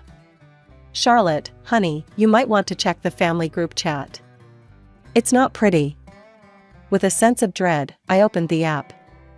What I saw made my stomach churn. Uncle Bob had posted, can't believe how stuck up Charlotte's gotten. Opens one little salon and thinks she's too good for family. Cousin Emma chimed in, so selfish. Won't even help her own sister. Disgraceful. I felt like I'd been punched in the gut. Tears stung my eyes as I scrolled through message after message of hate and judgment. The next morning, I woke up with a clarity I hadn't felt in years. I was done being the family punching bag. It was time to fight back. I called up a lawyer friend of mine, Jake, and asked him to meet me for coffee. He listened intently as I showed him the messages, his frown deepening with each swipe. "This is straight up harassment, Charlotte," he said, shaking his head. "We can definitely work with this." He explained my options, but one stood out: we could draft up a cease and desist letter. Threaten legal action if they don't stop. It might scare them enough to back off. Jake got to work right away. A few days later, I had a stack of official-looking letters in my hand, one for each family member who'd participated in the online assault. With a deep breath, I started sending them out. To each relative, I attached a personal note. "I've seen your posts. This is your one and only warning. Continue to harass me, and I'll see you in court. Choose wisely." The response was almost immediate. My phone started ringing off the hook. I let it go to voicemail, listening to the messages later with a mix of satisfaction and sadness. Uncle Bob sounded panicked. "Charlotte, sweetie, it was just a joke. No need to get lawyers involved." Cousin Emma was in tears. "Please don't sue us. We didn't mean anything by it." One by one, the offensive posts disappeared. The family chat went silent. It was like someone had flipped a switch. Aunt Sarah called me that evening. "Damn, girl," she chuckled. "You sure know how to clear a room." I laughed, but it was hollow. "I didn't want it to come to this, Aunt Sarah. But I couldn't let them keep treating me like that." After we hung up, I sat in my quiet apartment, staring at the wall. I'd always dreamed of having a big, loving family. Now, it felt like I'd burned the last bridge connecting me to that dream. But as I looked around at the life I'd built for myself, my thriving salon, my comfortable home, my true friends, I realized something. Family isn't always about blood. Sometimes, it's about the people who stand by you, who support you no matter what. I might have lost the family I was born into, but I'd gained something far more valuable: self-respect. My birthday. For once, I was actually looking forward to it. No family drama, just a nice evening with my friends and salon staff. People who actually cared about me. I was putting the finishing touches on my makeup when my phone rang. It was Jess, my head stylist. "Charlotte, you need to get down here. It's your sister. She's here, and she's... God, Charlotte, it's bad. Just hurry." I broke every speed limit getting to the salon. The place looked like a war zone. Shattered mirrors, overturned styling chairs, hair products splattered everywhere.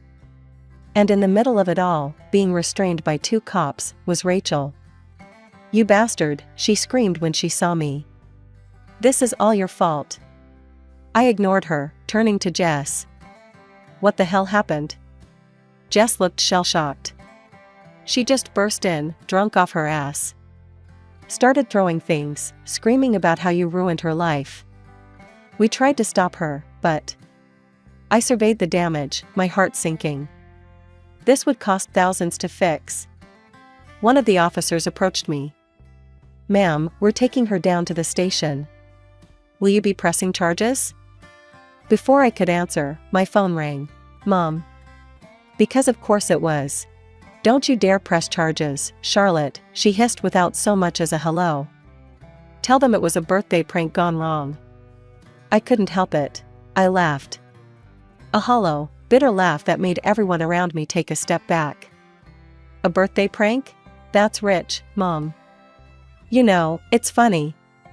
You didn't remember my birthday until you needed an excuse for Rachel's behavior." There was a long pause on the other end of the line. "Look," I continued, my voice tight with anger, "your precious Rachel just destroyed my business.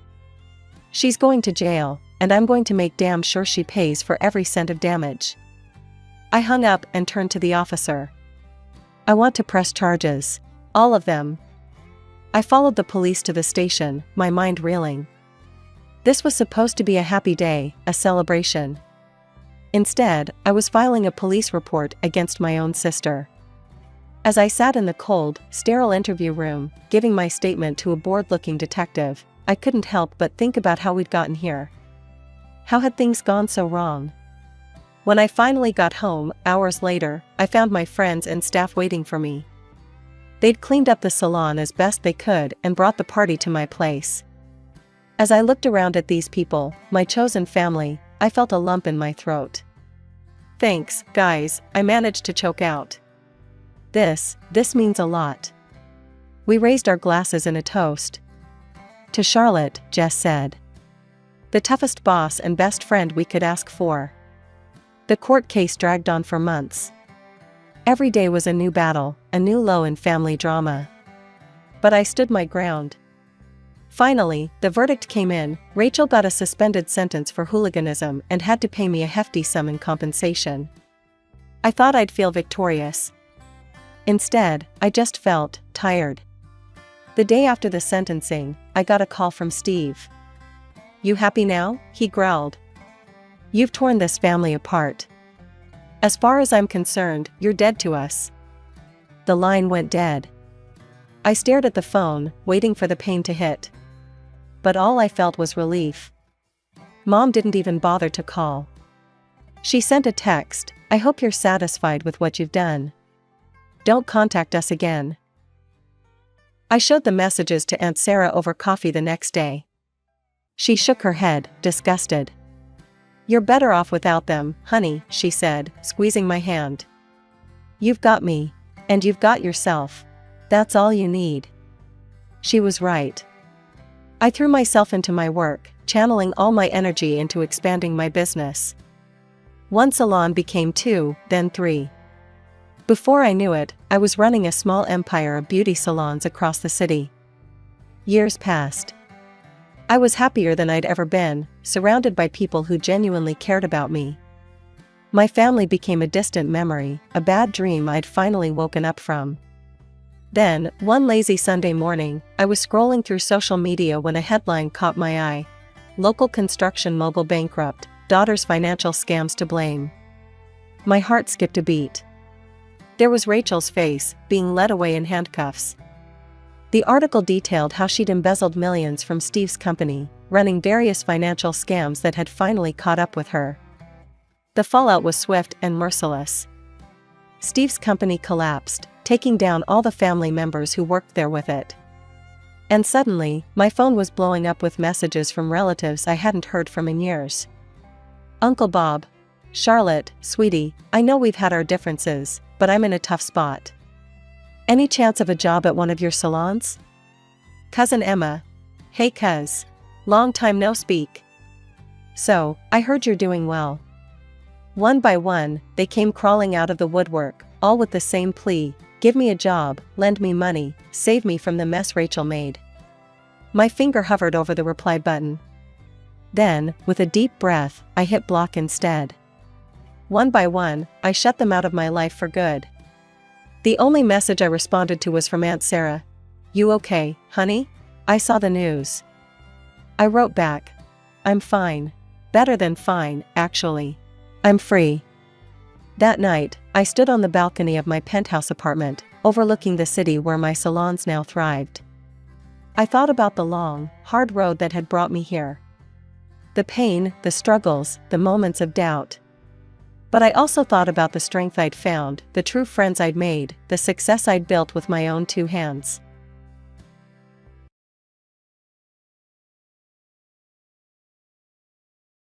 My name's Amelia, and I've got a story to tell you.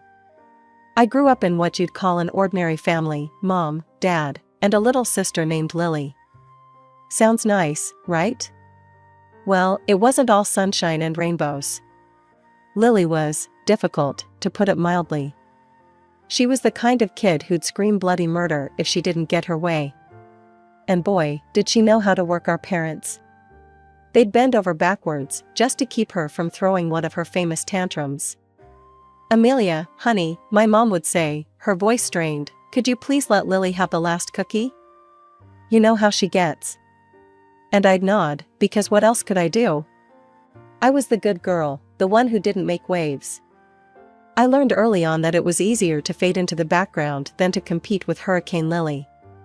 As we grew older, the pattern stayed the same. Lily demanded, our parents caved, and I just tried to stay out of the way. I buried myself in books and schoolwork, dreaming of the day I could leave it all behind. That day finally came when I got accepted to college on a full-ride scholarship.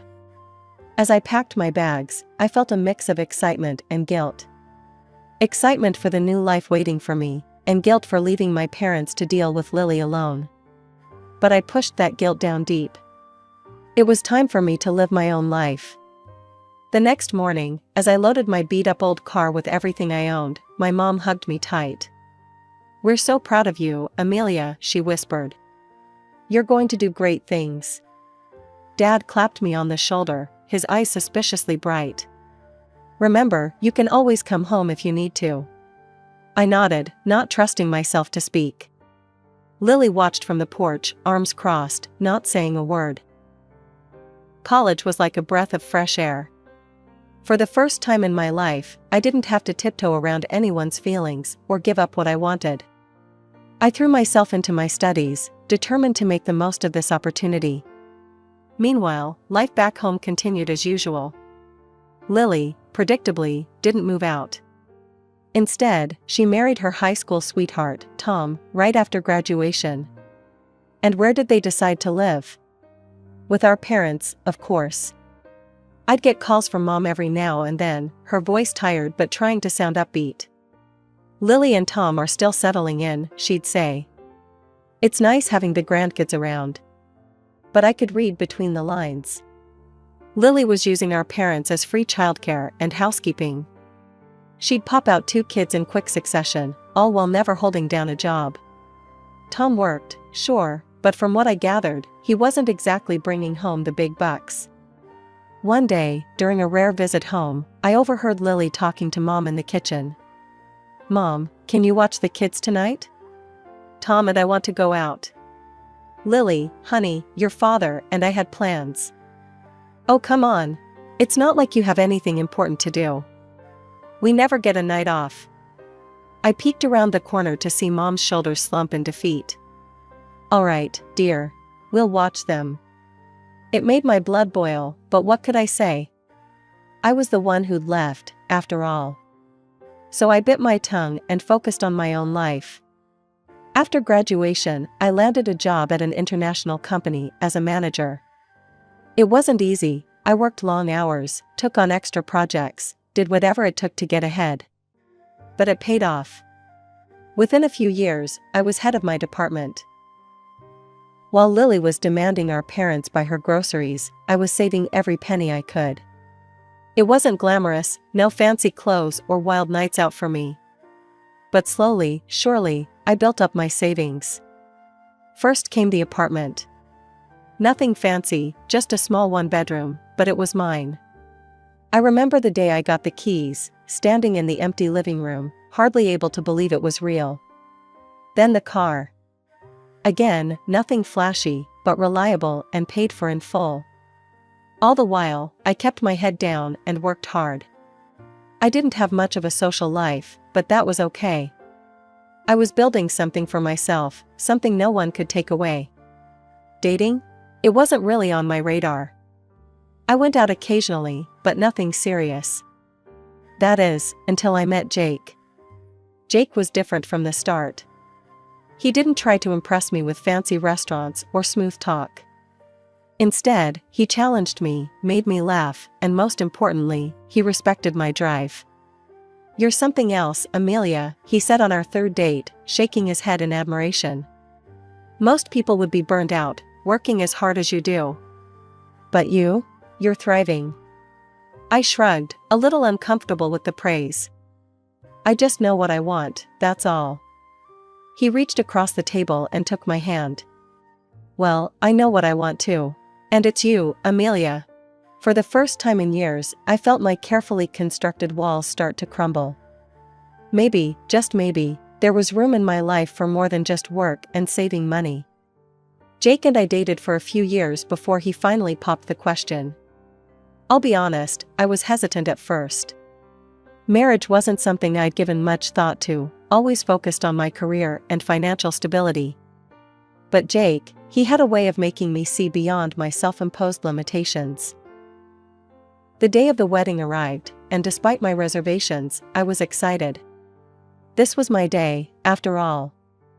I was marrying the man I loved. Then Lily showed up.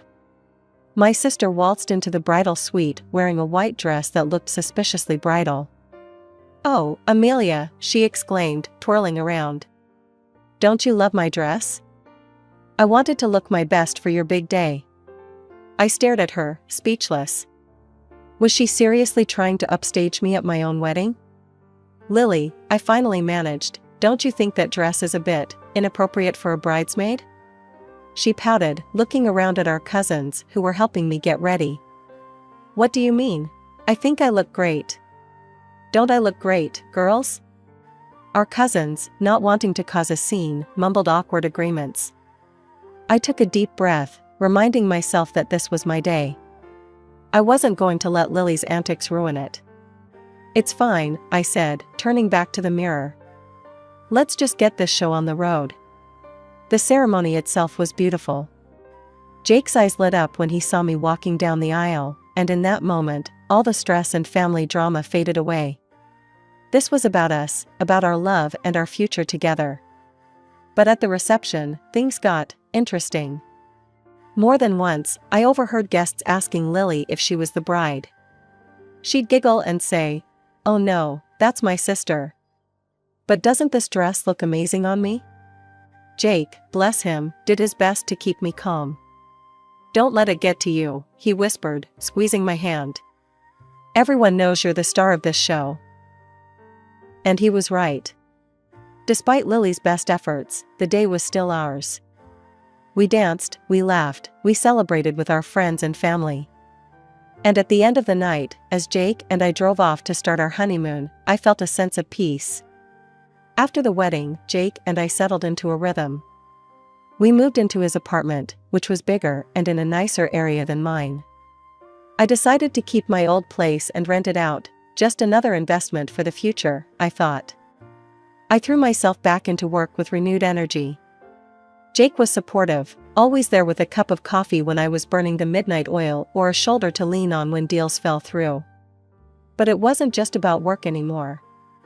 I started looking into investments, particularly securities. It was a whole new world, full of risks and potential rewards. And payoff it did. 5 years flew by, and suddenly we found ourselves sitting on a decent nest egg. That's when I had an idea. "Let's buy a vacation home," I suggested to Jake one evening.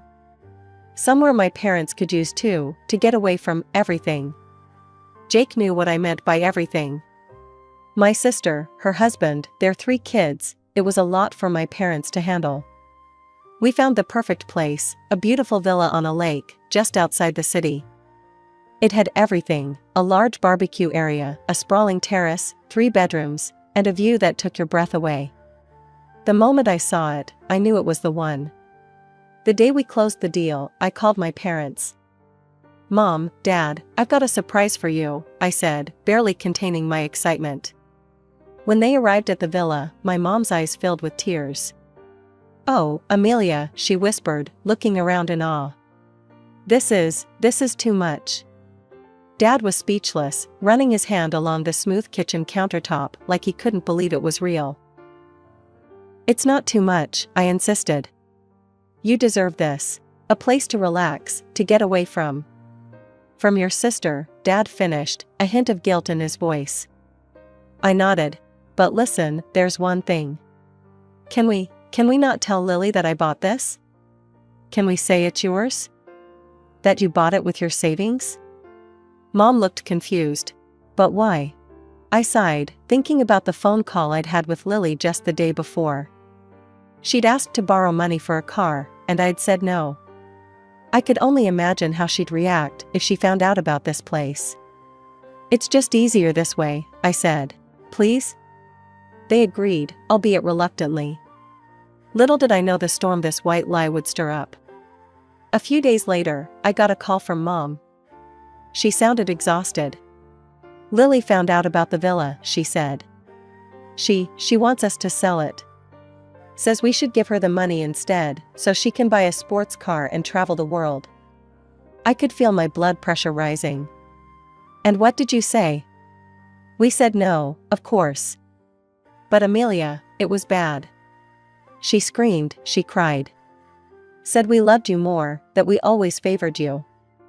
I closed my eyes, feeling a familiar mixture of guilt and frustration. I'm so sorry, Mom. I never meant to cause trouble. It's not your fault, sweetie, Mom said, but I could hear the weariness in her voice. Your father and we've decided to move to the villa. Full-time. We just can't. We can't do this anymore. As I hung up the phone, I felt a weight lift off my shoulders. My parents were finally standing up for themselves, finally taking a step back from Lily's chaos. But at the same time, a sense of unease settled in my stomach. I knew this wasn't the end of it. Lily wouldn't let this go without a fight. It was a sunny Saturday when Jake and I decided to surprise my parents with a visit to the villa. But as we got closer, something felt off. The sound of loud music filled the air, and I could see cars parked haphazardly on the lawn. We pulled up to the villa, and the scene that greeted us was chaos. People were everywhere, drinking, laughing, kids running around screaming. And right in the middle of it all was Lily, holding court like she owned the place. When she saw us, her eyes narrowed. What are you doing here? I looked around, trying to spot my parents. Where's Mom and Dad? Lily waved her hand dismissively. Oh, Mom's out walking with the kids. Dad's gone to get more meat for the barbecue. I couldn't believe what I was hearing. You sent them out? While you're having a party? It's a celebration, Lily exclaimed. We're christening the new family vacation home. Not that you'd understand, Miss Workaholic. I felt my blood begin to boil. Lily, this isn't. She cut me off. Look, Amelia, why don't you and Jake just leave? Your sour face is going to ruin everyone's mood. I stood there, speechless. Jake put his hand on my arm. Come on, he said quietly. Let's go. As we drove away, I couldn't shake the image of Lily lording over my villa, the villa I'd bought for our parents. I can't believe her, I fumed. Using Mom and Dad like that, treating the place like it's hers. Jake sighed. Maybe it's just a one-time thing? But it wasn't. Over the next few weeks, I heard from Mom about the constant stream of parties and get-togethers Lily was hosting at the villa. And when she wasn't partying, she was dumping her kids on our parents. The kids are missing school, Mom confided in me during one of our calls. She sounded exhausted. Lily says it's not a big deal for Tommy, he's only 4. But Emily and Jack are falling behind. By the way, I forgot to mention that Lily gave birth to her 3rd child shortly after my wedding. I'd had enough. The next time I saw Lily, I confronted her. You need to stop taking advantage of Mom and Dad, I said. They're not your personal babysitters. And the kids need to be in school. Lily rolled her eyes. Don't be such a killjoy, Amelia. Mom and Dad love having the kids around. But I could see the toll it was taking on our parents. They looked tired, worn down. This wasn't the peaceful retirement I'd envisioned for them when I bought the villa. After several more failed attempts to reason with Lily, I made a difficult decision. I contacted Child Protective Services. The investigation was quick and discreet. Lily got a formal reprimand, and suddenly, the kids were back in school full-time. The endless parties at the villa stopped too. Mom called me a few days later. Things have calmed down, she said, and I could hear the relief in her voice. Your father and I are actually getting to enjoy the place now. I felt a weight lift off my shoulders. This was what I'd wanted all along, for my parents to have a peaceful place to retire. But my relief was short-lived. The next time I saw Lily, her eyes were full of venom. I know what you did, she spat. Calling CPS on your own sister. You're a traitor, Amelia. I'll never forgive you for this. A few months passed quickly. It was my mom's birthday, and Jake and I decided to surprise her with a weekend visit to the villa. We had visions of a quiet family celebration, maybe a nice dinner on the terrace overlooking the lake. But as we pulled up to the house, those dreams quickly evaporated. The place was in chaos. Music blared from speakers, people were everywhere, and kids were running wild across the lawn. It looked like Lily had invited half the town. We made our way inside, where I found Mom in the kitchen, looking exhausted and on the verge of tears. "Happy birthday, Mom," I said, giving her a hug. She clung to me a little too tightly. "Oh, Amelia," she whispered. "I just wanted a quiet day with family." "But Lily, she invited all these people. Your father and I have been running around all day, serving drinks, cooking food." I stepped out onto the lawn, searching for Lily in the crowd. When I spotted her, laughing with a group of friends, I marched over. "Lily, we need to talk," I said firmly. "This is Mom's birthday. She wanted a family day, not this." I gestured at the chaos around us.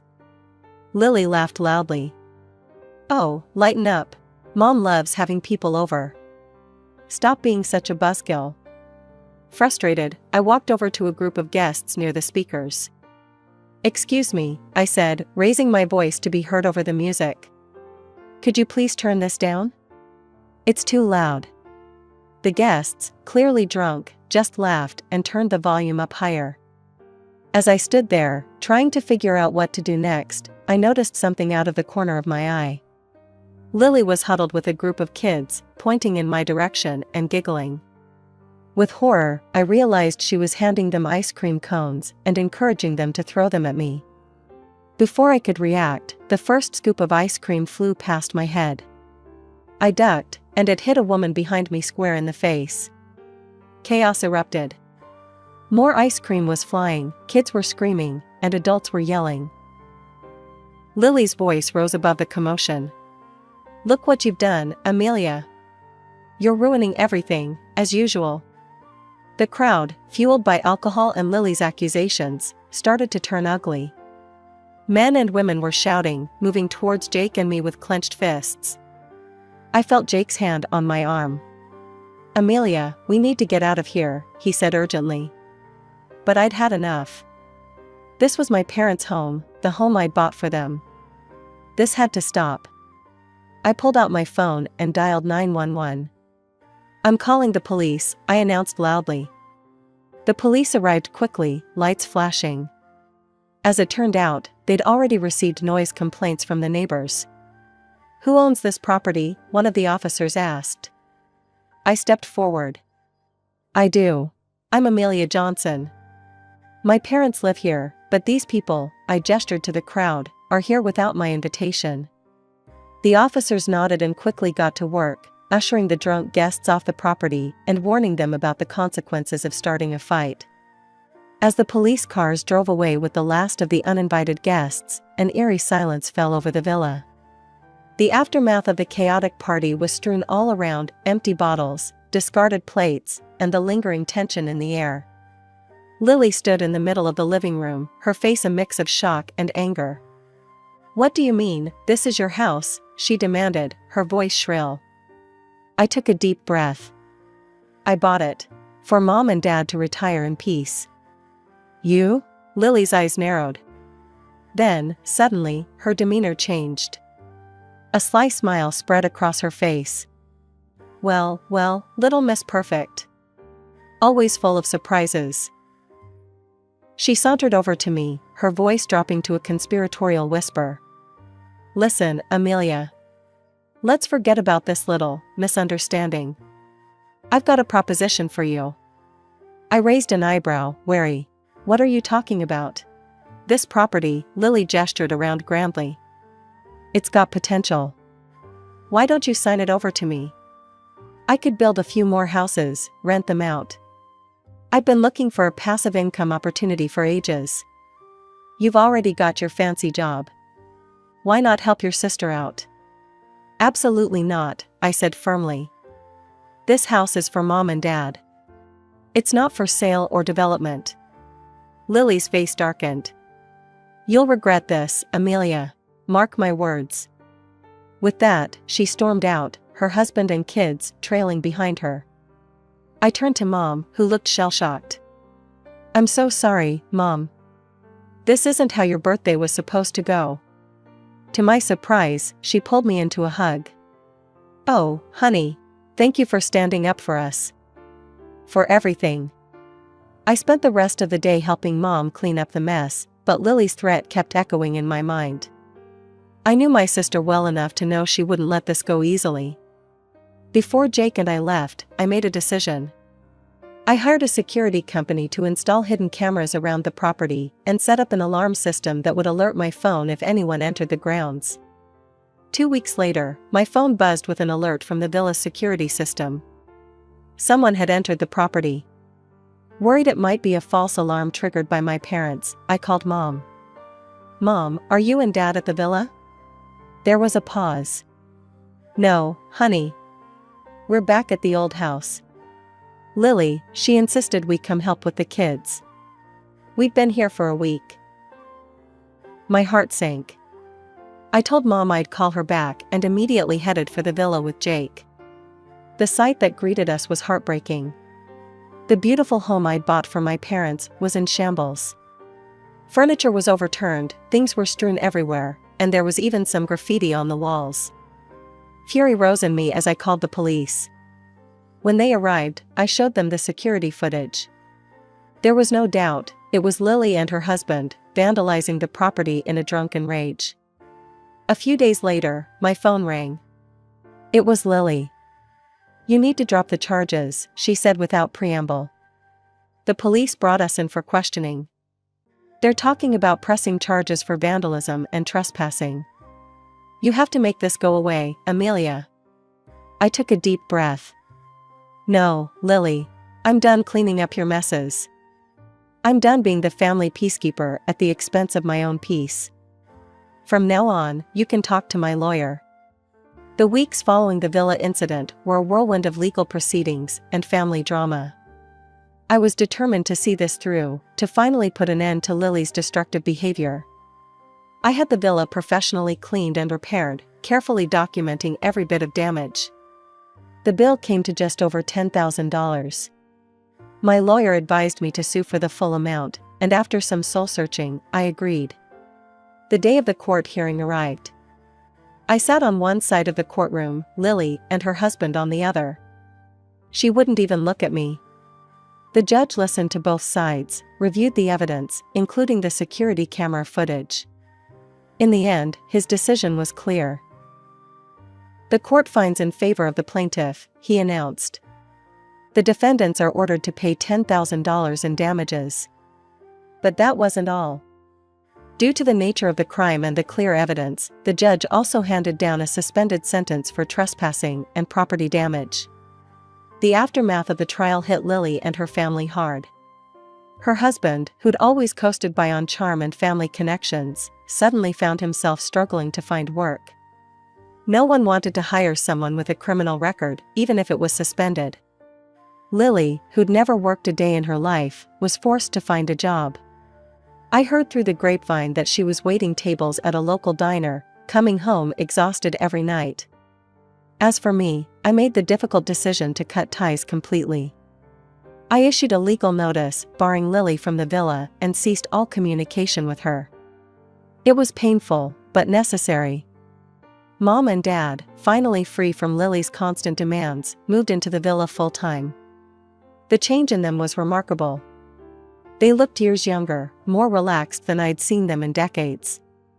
We should have done this years ago, Dad told me during one of my monthly visits. We love having the grandkids over, but now it's on our terms. A few hours at a time, and then back to our peaceful life.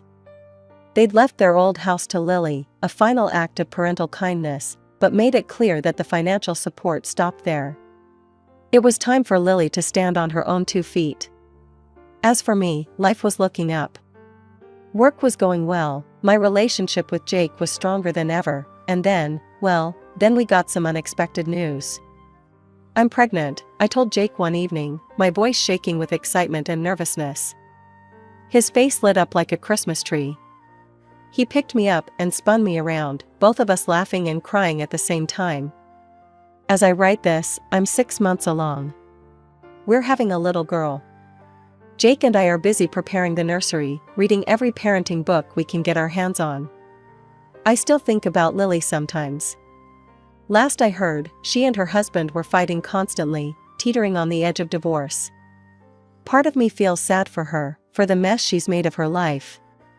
But a bigger part of me feels free. Free from the obligation to always fix her problems, to be the peacekeeper at the expense of my own happiness.